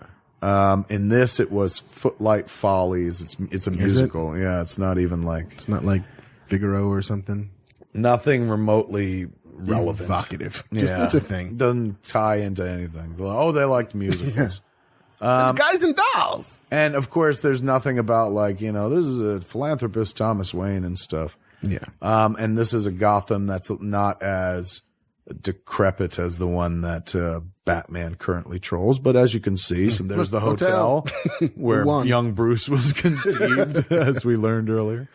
But this is pretty fucking heinous, man. Like this killing, they found a guy who looks like kind of a young Nicholson, although he's taller, it looks like. Yeah, but the pearls. He's got a partner. Joe Chill does it in the comics. Jack Napier does it in this movie. The pearls, which come right out of Frank Miller's Dark Knight Returns, and the spilled popcorn as well. But he guns down the fucking parents, toot to sweet, man. You don't think fucking twice about it. The one dude goes for the pearls. The Mr. Wayne goes to stop him, and then he gets shot. And then the fucking Joker shoots her for no good reason because she's shrieking. And look, he's about to fucking shoot this kid, and he rocks him with the. Did you ever dance with the devil in the pale moonlight? So that later on, right, when he says it, which I thought was the coolest thing in the world at 18. Even I didn't buy that. But man, I was like, I remember. Thankfully, Walter Flanagan was like, "What does that even mean?" And I was like, "Yeah, good question." It's dumb as shit. Like it's got none of the. He pulled he pulled that fucking hammer back. He was going to shoot that kid right in the fucking face, but his buddy was like, "Let's go." And so you're thinking about the worst thing that ever happened to you and realizing that this fucking dude is the guy that killed your parents. And out of nowhere, the worst butler that ever buttled in the history of buttling brings your fucking girlfriend down to your fucking bat cave and shows her that you're Batman. Like, really? Oh, it is. Grounds for dismissal. It's the equivalent of you send her a selfie of your dick hanging out, and she puts it on fucking her Facebook page. You're like, no, you've just seen everything that I'm about. This is fuck. He's exposed right here. Oh God, Alfred, you fucking suck. And if you're Bruce Wayne, I'm like, you have the argument to Alfred, like, dude, I told you nobody, and you brought her in here, and now this woman has to die. And her death is on your hands, you old butler fuck. You made me kill her, Alfred. You made me kill her. I didn't want to do this. And he's choking her. She's like, Bruce, no. He's like, fucking, that butler asshole did this to us. If I'm her in that moment, I'm like, let me be the new butler. I'll be better and I'll keep shit quiet. And then you go strangle Alfred. Yes, better handies. Yeah, way better. And the blowies, not so weird afterward. And then you're done with the old creepy guy who's constantly tipping your hand. Yeah. And you've got a cool ass young Alfred S. That's the way to go, man. Shake it up a little bit. And then he's like, all right, I'll take that deal. And she hits him in the back of the head. Like, you fucking idiot. Hey, everybody, look. She takes this picture of him, Instagrams at Bruce Wayne next to his mask and shit. She does side by side. I'm sorry, we're going, the shit we're saying is stupid, but this dialogue that's actually in the movie in this scene is way worse than anything we're talking about. It's just nutty fucking bad. And that's where he says, I tried to avoid all this, but I can't. And right now he's out there and I've got to go to work. And Alfred just closed this fucking closet. Just leave it open. A minute ago. Now he got dressed in front of her. She's there still. Yeah. He didn't tell her to leave. She's like, the whole time, she's like, ew, you're putting your clothes on in front of me. He's like, don't look. Yeah. And so, like, why does she ever leave the Batcave now? Yeah. Like, you're in the fortress of fucking safety. Like, I'll be safe here. Yeah, it's fine. It's all good. You know who I am. Just hang out. Or, look, you got to go to work. Great. I'll wait here and talk to Alfred until you get home, and then we'll continue this conversation. He'll bring me some soup. It'll be fine. And as you see, the fucking work that he's got to do is he's like, I've got to go kill what looks like at least 20 to 30 people. What's my job now? Murder. And destroy bat murder. And destroy a chemical plant which will release chemicals into the air and poison Gotham probably. It's all good. And you definitely create work for the Gotham Fire Department, to say the least. I didn't warn them that I was coming up to do this. But, that's what I do because I'm a vigilante. Collateral damage. Blows it all the fuck up. And then the Batmobile heroically runs like a chicken. This fucking place comes down and people are like, I'm dying. Help. You've killed us. I made the wrong choice in working for Jack Napier. All I wanted was overtime. This blows. Everyone dying in flames except for fucking Batman. But when you get to the M. Night Shyamalan twist that you're going to see in a moment, you'll see that Batman was never fucking in danger. Because Batman, he wasn't even in the car. He did a whole Tony Stark from Iron Man 3. He's just controlling that shit. He's not even there, man. There's a little moment there where he turns to face the helicopter. Joker could shoot him right here and doesn't. Yeah, it's all could good. rain down bombs and chooses not to. Could gas him right there. That's a wicked helicopter, though. Badass. That's why Batman doesn't do anything. He's so dumbfounded by, he's like, I got a lot of cool toys, but that's a badass looking helicopter. I should rethink purple in this outfit. If you look in that shot though, when he turns and the helicopter light hits him, his utility belt drops. It falls about 3 inches in a very unheroic kind of, like, he's too skinny kind of way. Like, he needs to eat. He's not eating enough. Here it is. Prince is back. Yeah. Trust. Who do ya? I believe all these songs came after the movie was done. Yeah. So Jack Nicholson is not dancing to Trust. I think, if I remember my Bat history correctly, I do like his dance though. Again, just very simple, like no legs aren't moving whatsoever. It's all arms. It's a fat man dance. He's not sweating at all. But I think that the music, if I remember the story correctly, came later on. But you can also tell that Prince never saw the movie. Yeah. Because none of these songs have anything to do with what's happening in the True. movie. Yeah, good point, man. Like, Yeah, he said he identified with the Batman character very much, but remember he did, what was it called? He wore the half Batman, half Joker thing, and Nate gave a name to I that don't remember character. what that was. I want to say like Gemini. Oh, nice. That's what it was Good called. pull. In the video, the Bat Dance video. This is a cool sequence, though. I do like fucking the Joker throwing money to people and shit, and he's got the balloons, and he's going to gas them. Everyone's having a good time. There's the Monarch Theater. Can't get away from it and shit. Gotham is like 2 blocks long. He's got fun Tim Burton-esque balloons. You can tell those are Tim Burton designs. Don't put up a fight. That's all Sex. It's not that type of party. Oh, girl, we're getting high. Wow. I mean, it has nothing to do with Batman. No, Like, not even close. Warner Brothers, people at Warner Brothers, like, yeah, Prince, do you think maybe you could throw Batman in the title? You know? Yeah. Can I play that fucking song? They're like, here, you want a Batman song? I'm going to give you the most Batman fucking song. I'm going to call it Bat Dance, you jerks. I love Bat Dance. I'm an unapologetic fan of Bat Dance. There's no crime in loving that song. It's terrible, but it's awesome. It doesn't make any damn sense. No. But fuck it, it's Prince. It's just Prince celebrating Batman. And again, 1989, wasn't a lot of people doing that. So you were like, fucking, hey, Prince is cool, right? And he likes Batman, so I can like Batman. There she is, photojournalist, hard at work. People dancing. Yeah. Oh, yeah. That's what you want to shoot. There's a homicidal fucking maniac standing there. There's all this gas coming out of the balloons, and you're Not taking the a Joker. picture. Don't shoot the Joker. Shoot the help. She's like, I'm sure somebody else is shooting the Joker. But this is the introduction, of course, of the Batwing. This was the greatest thing I'd ever seen. Yeah, you can't fight the Bat. And still, the Bat, oh, I love this. Oh, look at that close up. Gorgeous shot. Money, money, money. Hubba, hubba, hubba. Who do you trust? If you look at the Bat in the current Chris Nolan movies, looks more like a black lobster that flies, which I guess we should owe a debt of thanks to the B-52s. Yeah. Black lobster. That's what it looks like to me. This looks like, A bat. yeah. Yeah. And it flies like you would want it to fly. It's a little baby fighter jet. It is. It's so much so that it could fit in the streets between buildings and whatnot. And of course, there's the iconic shot of it going up in front of the moon Like and the ET creating, shot. yeah, like the ET shot, making the bat signal. So I don't know why they didn't, if you're going to make them fly again, which they did in The Dark Knight Rises, there's nothing wrong with making that ship look like a little all bat. good. Yeah, it should have kept it like this. This was a very cool thing that unfortunately they left behind. I love the Batwing. It plays for about 5 minutes total. Yeah. Of course, you forgot to armor the bat.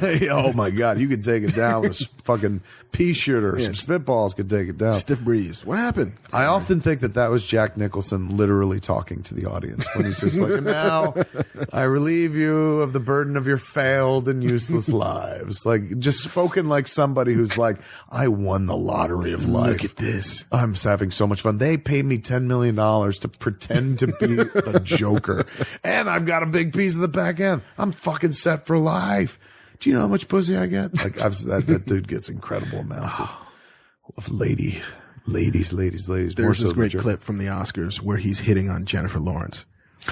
Really? It's kind of amazing. Where like he's just walking by and she's doing her little red carpet. Like, I just won an Oscar. And Nicholas is like, hey, how you doing? Oh, and she goes like, ah! And she's like, It's like, I'll see you later. Like, fucking Jack Nicholson, you're 83 years old. You're macking on this teenager. I saw there was a quote somewhere where he said, like, as long as I got these sunglasses on, I'm Jack Nicholson. The moment I take them off, I'm just some old pervert. There it is, man. Gotham, under attack by the Joker and his men. They're losing control. These balloons are going up. The Batwing still hasn't done anything constructive yet. It's just whipped around a few times. And looked really, really cool. Yeah. But here's where it finally goes to work. I totally stole this sequence for the Jay and Bob cartoon movie. Jay and Silent Bob Super Groovy cartoon movie. I stole a lot from this movie. Jay, in Mallrats, the grappling gun, which we redid in Jay and Silent Bob Strike Back, flat out comes out of this movie. I love that moment, where he fucking fires the gun and shit. So it was very influential. It's just weird when you go back and look at it now and you're like, maybe I've outgrown it. Yeah. Or maybe I've just seen him do better. But the Batwing's still getting ready to do something. We'll get there. Here it comes. All of Gotham is dying, being gassed by Smilex gas and shit. It's a shame that Alexander Knox did more than Batman to help the citizens of Gotham before he was taken out by Vicky Vale, girlfriend. Who doesn't. Yeah, he's like, I liked you so much. You're such a super lady. And then she abandons him in the fucking garbage, dude. Yeah. And he's got a wound. And the gas is still all over the ground. I know. Like, he doesn't have a mask. He's going to die. But fuck it all, because that Batwing shot coming down the middle of the street is just tremendous. And then there he is. He's going to work. He's bringing up the little clip, man. He's going to grab the balloons. This is Batman right here. Right here.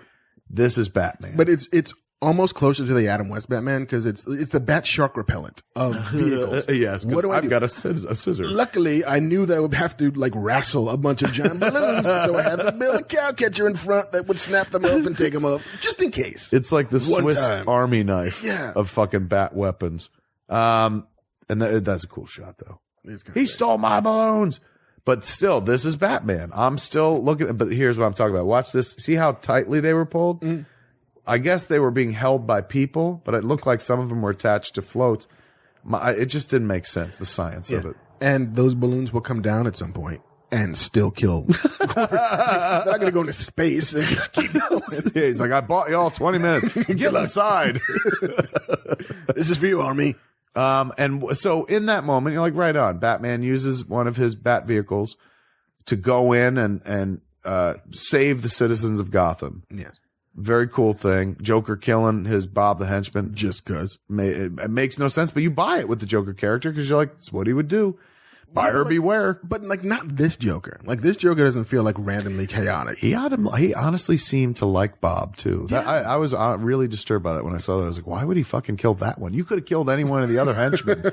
Bob had your back. There it is right there. Oh, amazing. Great shot. Great idea. I don't know who pushed that idea, but that was the cover of the soundtrack. That was the cover of the score. Danny Elfman score. The Elfman score, yeah. Like, oh. Okay, so the Batwing is finally coming back. I like this shot, though. Everyone running and the Joker kind of walking through the chaos. But he notices that the Batwing is coming for him and shit. And Batman starts loading up. Look, missiles. Open fire. Fucking Gatling guns and shit. This shot right here. I like that. All the chaos and then the Joker just rising into the frame. So, now the Joker's like, oh, he's coming back for me and shit. He can't hear me, but I'm going to talk to him. And so they have this moment where Batman not only uses guns, but proves to be the worst shot on the planet. You've got one guy alone in the middle of fucking the street, and he can't hit him with machine guns or missiles, even using this device where he can put it over his eyes. Master Bruce, would you like armor or targeting on your Batwing? No. Yeah. Can I have both? I'm going to use the Force. Only one. There he is. He's got him dead to rights in the fucking bullseye. Missiles, bullets, all of it missing. Nothing. All of it just going around the Joker. Now, the Joker, on the other hand, he's got himself one of these fucking silly guns that just goes on and on and on. Telescoping gun, which suddenly he uses to take down a fucking jet. Yes, with one shot. And he's not a marksman, really. This is the Superman flying real fast around the world moment of Batman, where you're just like, come on, dude. Like, what was all that for? I know. If you could just get taken down by one fucking shell from a gun, that ridiculous. Yes. Look, a model is going to crash into other models. Yeah, there's a model shot right there. So those look like Matchbox cars. Baby fire. But I'm sure they were happy with the way that like the things fluttered to the ground. They're like, that looks real. Maybe they won't look at the cars. Maybe they'll just look at the fucking fire. Batman, thank God the Joker chased everyone off the streets of Gotham because Batman would have just killed thousands. Plowed through just families. Because he didn't think enough to like, maybe I should land this thing over the water. Can I steer? No. Bus full of nuns. And for no good reason. Basically the Joker's going to collect Vicky Vale and take her to the top of the tower. And again, for no good reason, Vicky Vale left the Batcave. Yeah, why'd she even leave, man? Well, maybe she wanted to help Alexander Knox. And when I say help, I mean hit him with a car, leave him with a gaping open wound in the trash where the rats are licking his blood and fucking he's still ingesting Smilex gas. She just wanted to take pictures of henchmen. I do like the colorful equipment he's got, man. I think it was cute that they added that, like little walkie-talkies and the gas masks and stuff, and everything having his logo on it. That was very comic book like. Nolan didn't do that by any stretch of the imagination. He doesn't believe in color. Oh, he's back, kids. That's the one thing I love about Batman. You can't keep a good Batman down. So even though he fucking crashed, he's all fucked up to shit. He's still going to go after, he's like, I got to accomplish something. Like, I get knocked down so easily. I get knocked down, but I get up again because my name is Batman. He essentially took the balloons away. That's a positive. Yes. Everything else ineffective at doing. Yeah, and now, if he could just save this woman, then he'll have, and stop the Joker, then maybe the whole night will not be a waste. And open fire on unsuspecting civilians. I mean, if I'm the people of Gotham, I'm like, yes, the Joker did try to gas us. However, first he gave us money. Yes. And he was entertaining. This Bat guy, he just opened fire on us like fucking for no good reason. I mean, I know he was going after the one guy, but like, I don't want to die in a friendly fire incident. Duck and cover. Yeah, I mean, I think Batman is the greater threat if I'm a Gothamite than the Joker. Batman being very un-Batman, like falling and knocking over a bunch of pews, being wounded in action and woozy and stuff.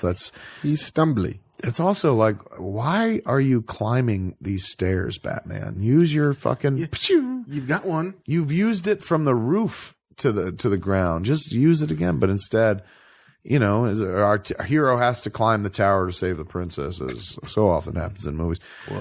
Physics of this shoe falling are completely wrong and inaccurate. He dropped it down the middle, and yet somehow it falls on the step where Batman's climbing up and in pursuit.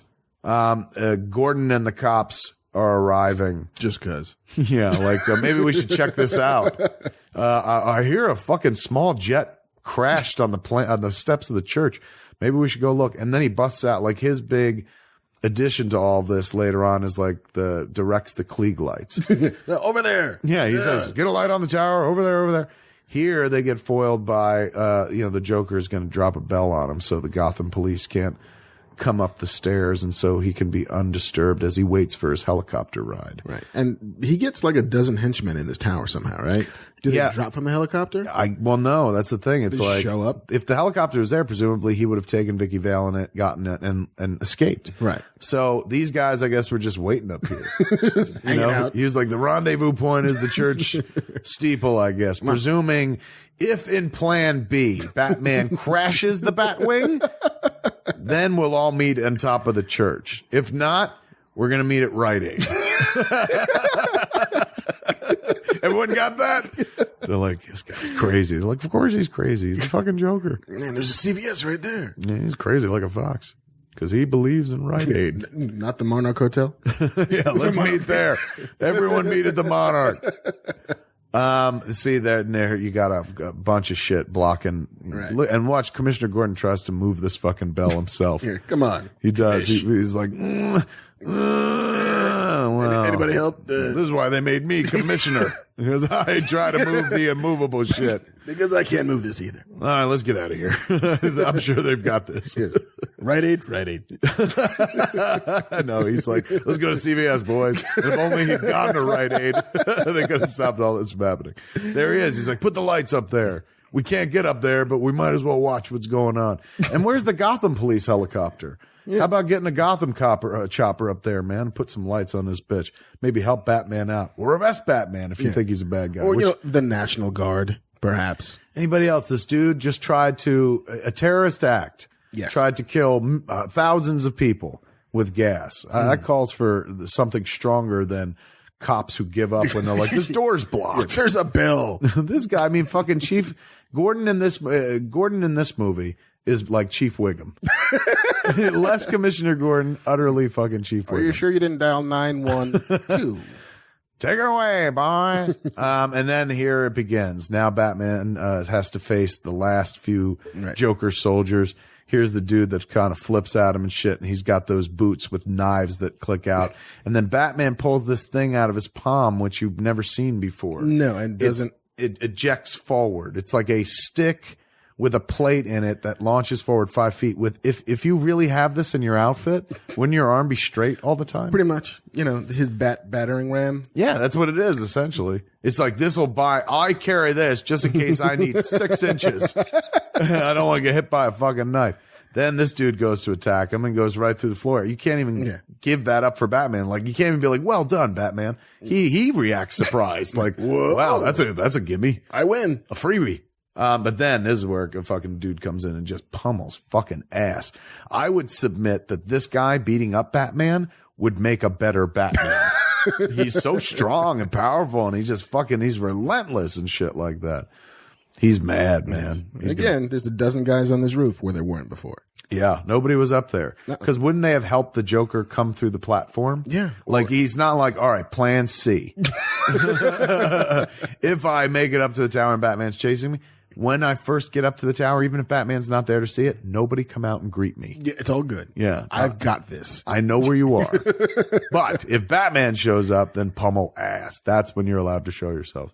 He reveals his gun, the telescoping gun, is also just a little bang gun, unless we're meant to believe he swapped guns while they were dancing. He's got lots of room in his pants. The telescoping gun irritated me because I'm like, why was it already extended in his pants? See, I don't think it was telescoping. I think He showed though. He closes it on the steps. Yeah, at one point he closes it like fucking. I call bullshit. I call bullshit too. It's like, if it's going to be telescoping, don't have it open in your pants. Batman still fighting this fucking dude, and this dude is relentless, dude. Look at him choking the fuck out of it. I like this shot though. He throws him and Batman gets right the fuck back up. Bam. That is Batman right there. I remember seeing the movie, turning to Walt Flanagan and being like, that's Batman. Yeah. There were lots of moments in this movie where you're like, that's Batman. Yeah. That's Batman. But there are a lot of moments where you're like, that ain't Batman. That's Batman. And getting the shit kicked out of him is not Batman. Yeah, that ain't fucking very Batman. And all this dialogue about like, I've tried to avoid all this, but I can't. That ain't Batman. Because Batman's like, I want this. And this ain't Batman either. Watch. He's like, I'm going to kill this guy. Yeah. Clearly could have knocked him unconscious, but fuck him. No. Down he goes. Batman kills in this movie. Yeah. Just like he probably killed a few Gothamites accidentally with some of that fucking fire at the Joker. We don't know, but we know he killed this fucking dude. And we know he killed all the people in the Axis chemical plant. Yeah. We don't know, but we can assume half of them at least got killed. But he did damage to that place. He's got a higher body count than the Joker in this movie, if you think about it. Yeah, I mean, although we don't know how many people have the Smilex, we're not sure. But there's no article about like thousands fucking slaughtered. There was a great moment in the book, and I think it was in the script too, in that moment where he's like, into the air, Junior Birdman, and he's yelling at him from the helicopter, where he goes, like he says something, and then he goes, watch me, and he just takes off. But there was a line they cut out where he says, something like, follow me to the Gotham's, if you want to stop me, you have to go to the heart of Gotham City. I'm going to kill 1,000 people an hour until you do, which is a fantastic fucking line. And if he had said that, oh my God, I would have been like, that's Batman. Well, that's the Joker right there. But he didn't, they cut that line. Yeah. I wonder if they shot it and then said, this is too disturbing and cut it out. But that would have been a reason for that helicopter to stop, to taunt him into being like, I'm going to kill 1,000 people an hour until you show up or whatever. And then not so much. But instead, he just stops to be like, I'm here, and then takes off. And he could have killed Batman there. And this moment's the most fucking disturbing. Vicky Vale pretends to blow the Joker. In a PG movie, dude. This is a kid's movie. And, she's like, oh, I love purple. And she's sucking his arm. And then she slides down the front of him. With there ain't nothing else but she's going to suck his dick, but she's faking him out so Batman can punch him in the face. But talk about a fucking weird fucking assist in a superhero movie. Like, thanks, little chum. What if he's just a few seconds too late, man? She's like, all right, I'm about to do it. I'm putting it in my mouth. Hurry It's all up. white. I want it. And she's just standing in the shadows like, I want to see if she really does it. It's such a weird fucking beat of like, I'm going to blow you. And then you have the moment where Batman reveals to the Joker who the fuck he is without saying, I am Bruce Wayne, but he says, you killed my parents, without fully fucking explaining to this guy, who he is. And then he calls him on and he's like, you say I killed you, guy, you're copying me, you piece of shit. How childish can you get? I love this though. Wouldn't hit a guy with glasses, would you? Huh? Bam! That's fucking Batman. A lot of people going over railings and precipices in this movie. Happens everywhere. And then our hero does it, where the Joker's strong enough to pull Batman and Vicky Vale over the top, man. Put them both in jeopardy. He's got hidden reservoirs of muscle. Yeah, I'll go. I would have forgiven a lot more if they would have let him say, I'm going to kill 1,000 people an hour until you do. Yeah, because he's a real bad guy. Yeah. And right now, I mean, he's definitely pretty much a psychotic bad guy in this, but that would have been just so fucking cool. And look, he tries to kill Vicky Vale, man. Batman, of course, scoops her up and fucking saves the day. But this was the movie where Jack Nicholson lived for he's still alive. Yeah.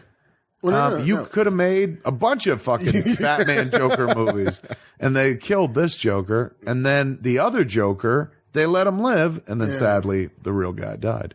So it is a kind of ironic reversal here. Never understood why they would let him kill the Joker. That was a very un-Batman moment. Well, it's all un-Batman. It's true. The more you look at it. I mean, they even took away his parents' killer. It's no longer Joe Chill. It's Jack Napier. this Batman is so off-model. Yeah. And it's just like, it's kind of this, and especially in light of Man of Steel. I remember lots of conversations that this Superman is not my Superman. Yeah. Nobody said that about this Batman. And yet, you could. Yeah. Like if there was an internet, there might have been a lot of like that. this Batman is absolutely not the Batman we remember. The only problem, they wouldn't have said that about Man of Steel if there hadn't been Avengers or all the Marvel films before it. That's the thing. We were starving. Yeah. And this movie came and we're like, holy shit, it's kind of close to the comics. It plays. It's dark in its sensibility, which like the comics are. So, we were happy to get it. But imagine if we'd seen this after like some really good fucking Marvel movies. You'd be like, oh, that's not Batman. He's not acting in a Batman way. You're not doing anything that I recognize as heroic. And right here is the least heroic thing. He fucking like essentially kills the Joker. I mean, I wonder, you could argue that he wasn't trying to kill the Joker. He's trying to stop him. Like the Joker should have let go of the helicopter ladder before the gargoyle breaks off, because now he's got, 500 pounds of stone weighing him down. And, if I'm the Joker, I'm waving to the helicopter to pull me over to the rooftop where I can fall with the statue. But maybe these guys don't like him either. Yeah, they're like, what? He's the terrible boss. Remember he shot Bob? Does anybody want to work for this asshole anymore? They're like, no, just we don't. like Bob. Bob was the guy who always got us donuts. Bob was a hell of a bowler. And he picked up bagels every Friday. Joker's an asshole. Let him go.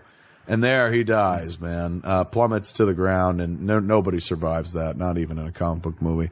And then we get one last exciting beat where, they're going to die too. And then Batman's like, oh yeah, I've got that thing that I could use to, good thing I didn't use it to fucking climb the stairs all that way back. He could have made it to the top of the stairs before the Joker if he used this device. Got up there, kicked the Joker down the stairs because apparently he doesn't care. Everybody wins. He didn't even have to face the three dudes up top. They would have been waiting the whole time going, do you think it was CVS or Rite Aid that he said we're supposed to meet at? Are we in plan B or C now? Fuck, I should have listened closer. I was high. I wasn't listening. I mean, he's a funny guy. I like to get high and hang out with the Joker. And at this point, of course, we come back to the bottom and see that the Joker is very fucking dead and he's got a little laughing voice box. But this was so final. Yeah. And I guess it was like in the mold of 80s movies where you kill your fucking villain. Yeah, like, I'll be honest with you. They didn't do that in Star Trek Into Darkness. Khan lived at, spoilers. Khan lived at the end. And I found myself being like, well, this is fucked up. Really? Yeah. Like, kind of like he should die. Like, he's a big bad guy. He killed a lot of people. So maybe that's because I've programmed from 80s movies and shit. And so there they are. They're fucking killing him. Yeah, like Gary Busey has to die at the end of Lethal Weapon. Yeah. It's just what has to happen. Yeah. But like the Joker, Batman, without the Joker, what the fuck's Batman going to do all the time? And here you got one of these ceremonies where everyone's just like, fucking A, we're thankful to this masked man who killed many with his flying bat jet. With his arsenal of terror. The most terrifying villain to hit Gotham since the Joker, the Batman. And of course, here's this moment here where she's like, "Oh, Allie, I'd never fuck you." And he's like, "The whole movie, I was kind of hoping that you would, but I Just a guess little taste, not so much. He's like, "Well, I'll go back to writing about Batman. I'll cover the beat. That's as good as having a woman. I'm alone." It's really the story of how fucking Alexander Knox gets no respect whatsoever. Yes. He's truly the hero. As I point out, he saved more people in Gotham that day than Batman. But he gets treated like a goddamn joke, man. Although they do let him ask about the one how question. to get in touch with him. Yeah. He gave us a signal. And then bam. Oh, this was cool. I remember seeing this in the movie and being like, yeah, bitch. The birth of the bat signal. Signal. Look at it. It's amazing. And then, here's this weird fucking moment of her running into fucking Alfred and shit. And she sees the bat light, which isn't like he's not being called to work. They're just showing people it works. Yeah, just false alarm. So We're checking the batteries. And now, it's just like, look, everybody, we're having a public ceremony for the world's worst kept secret, the vigilante light that will keep on top of police headquarters from now until the end of time. So, Alfred just picks her up in an alley. He's not worried about fucking, being mugged in Crime Alley as there's the couple with their child in the beginning of the movie. All is safe in Gotham because Batman's on the job. Theoretically. Somewhere. There's, Mr. Wayne said he'll be a little late. And she's like, yeah, he's going to be late because he's Batman. But I'll tell you what else he's going to be, alone. Right, Alfred? He's like, I'm sure I wouldn't know what that was, ma'am. And then we pan up all the buildings, the skyline of Gotham, to see Batman standing impossibly high in a position where he could do no good whatsoever. Yeah, just kind of like, This is why he can't fucking stop the mugging in the beginning. He's too high up. Since it's year one for him, he learns, he's like, by fucking middle of my first year of this job, I realized the second floor roof is probably, probably the best to stop crime. It's not as cool because a lot of people could see you, but you're much more effective at battling crime. A cool image, of course, the movie ends with, that huge, Tracy Walter, that was his name. Bob the Goon. Ends with that big fucking score, that Tim Burton score.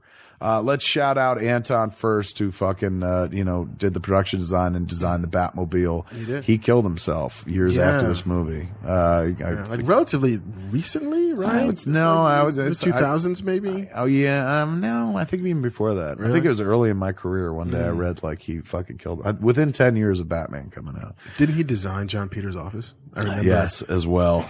I mean, basically Jack Palance's office is now John Peters' office. right. I'm a number one guy. But he did a great job. Part of the magic of fucking Batman is the Batwing, the Batmobile, the look of Gotham City, the Monarch Theater, which we see over and over again. And he was responsible for that look, man. So him, Elfman, definitely Tim Burton, but Jack Nicholson. And I even give it up for Michael Keaton because, he had a take on Batman. It wasn't just, he wasn't doing Adam West. Mm-hmm. He was doing distracted, like this Bruce Wayne nonsense was a waste of his time. He couldn't wait to get down the Batcave and be Batman. So I give him credit as well. But in descending order, let me see. What do you think is the most important aspect of this movie, overwhelmingly, which made a success? Jack Nicholson. Yeah. Have to be. Because Jack Nicholson got the mainstream cred. It got the press. It got all of the attention. Was holy shit, Jack Nicholson is the Joker. Right. You pull that out of it, and even if you got somebody amazing who's not Jack Nicholson, I don't think it gets. Robert Davi as the Joker. You love them in Die Hard. You'll love him in this as well. I would imagine the magic begins with him for sure. And then after that, I'd say the score, man.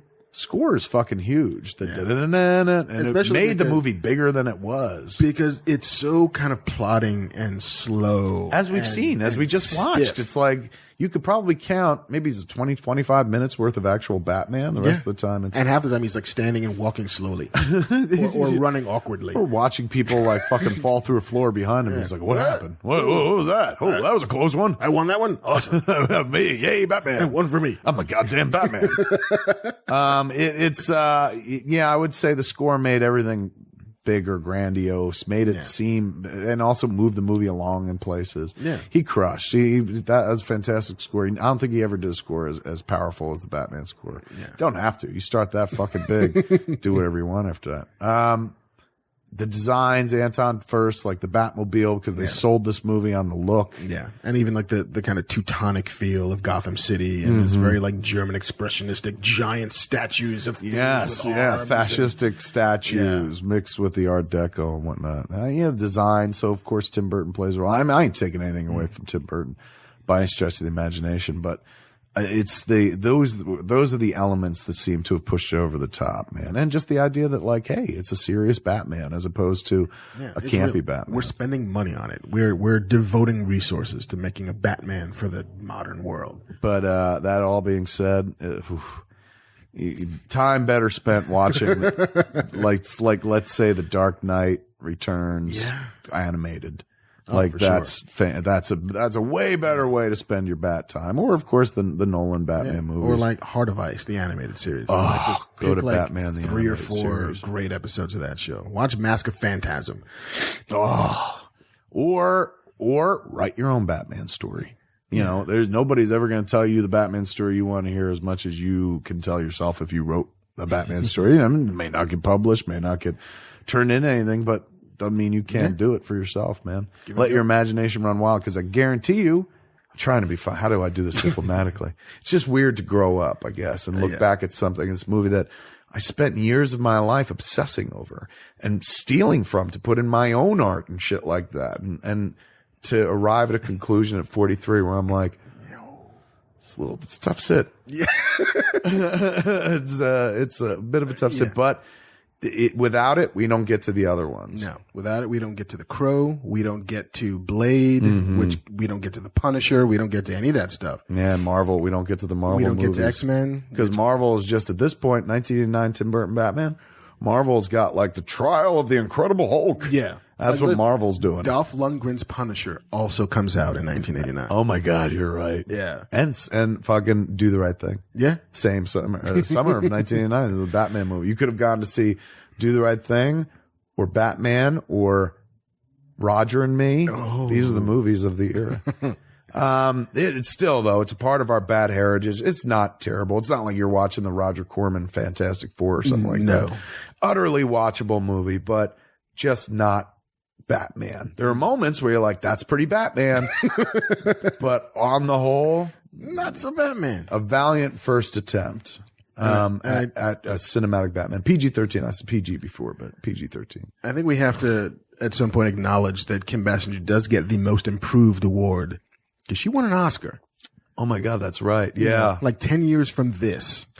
Are you right? So 1989, then she wins it for LA Confidential. You're right. 10 years later, she's good enough to win an Oscar. Well, maybe it's all the aggregated practice, or it's just, they don't give her a lot to say in fucking Batman that makes a lot of sense. She's got a shit ton of screen time. Yeah. But like when you look and nothing to do or say, and you can't figure out what she does. You're like, is she a fucking journalist or a photographer? She's a photojournalist. Right. I mean, LA Confidential, Curtis Hanson and the material and like the entire package is way better than this package. Also, she has less screen time in that movie. She does. She's in the movie like 20 minutes. Yeah, compared to like when you look back at it, this fucking movie is really on Kim Basinger's shoulders. Yeah. She spent 20 minutes waiting for Bruce Wayne to show up for dinner. And we're kind of taking the journey through her eyes. Yeah. I mean, we meet Knox as a guy who's like, I'm investigating Batman, but we meet him for about 30 seconds before he's introduced to her. And it's kind of we're following her on the journey more than anything else. We're certainly not following Jack Napier. We're not meant to identify with the Joker. We're not meant to identify with Batman. They're not our guides into this weird world. Yeah. She is the Marilyn of this monsters bunch. Yeah. And her relationship with the Joker is the spine of the movie. Isn't that strange? It's so bizarre. Which if somebody said to you cold, you hadn't watched it and they came up to you like, describe Tim Burton's Batman to me. You would never in a million years go like, well, it's a story about how the Joker wants Vicky Vale. But when you watch it, you're like, oh my God, it kind of is at a certain point for a section of the movie. It's like a couple different movies going on at once. Yeah. And none of them are sitting next to each other at the same time in a way that makes sense. Yeah. None of them as good as The Dark Knight. No. But that ain't my Batman. When synapses are firing my last, and I'm Batman, save me from death. I ain't thinking about this Batman. Holy shit, no. If this Batman shows up, I'm welcoming the grave. Yes. Let's get nuts. No, good. Yeah, I'm good over here. You get nuts. By the way, I know who you are. It's still a movie definitely worth checking out. Part of our Bat heritage and whatnot. Glad to have spun through it. Don't need to do it again for a little while. Next time we get together, me and Mark will go through, logically, the next one in the series. Batman Returns. We'll go through Batman Returns. We got to give it a little while, though, because I don't know if I can take another journey into Burton Batland again. Boy, it's just different. It's so different after the last 10 years. It's different. Not even after the Nolan Batman movies. Dude, it's different after Iron Man. Yeah. It's just like, well, this is a story of a billionaire who wants to do good and fucking, he's charming as fuck and he's funny and I like him better when he's not in the fucking suit. And so they found a way to fucking dial it up. Now I remember he would walk around, what's his name? Robert Downey Jr.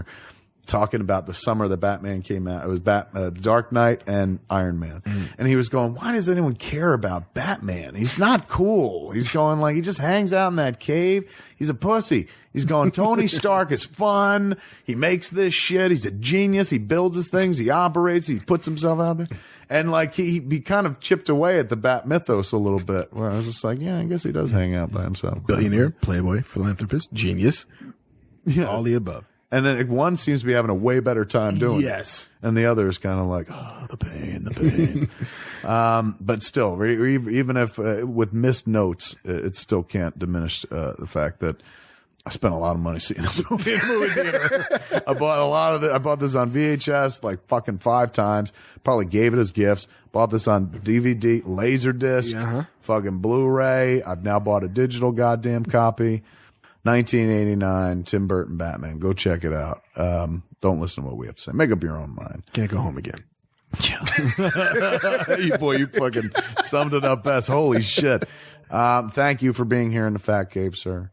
Next week, come on back and we'll chat up. We'll do some more Bat chat, if you will. Same fat time, same fat channel, smodcast.com. This has been a production of Smodco Internet Radio. Sir, only at smodcast.com.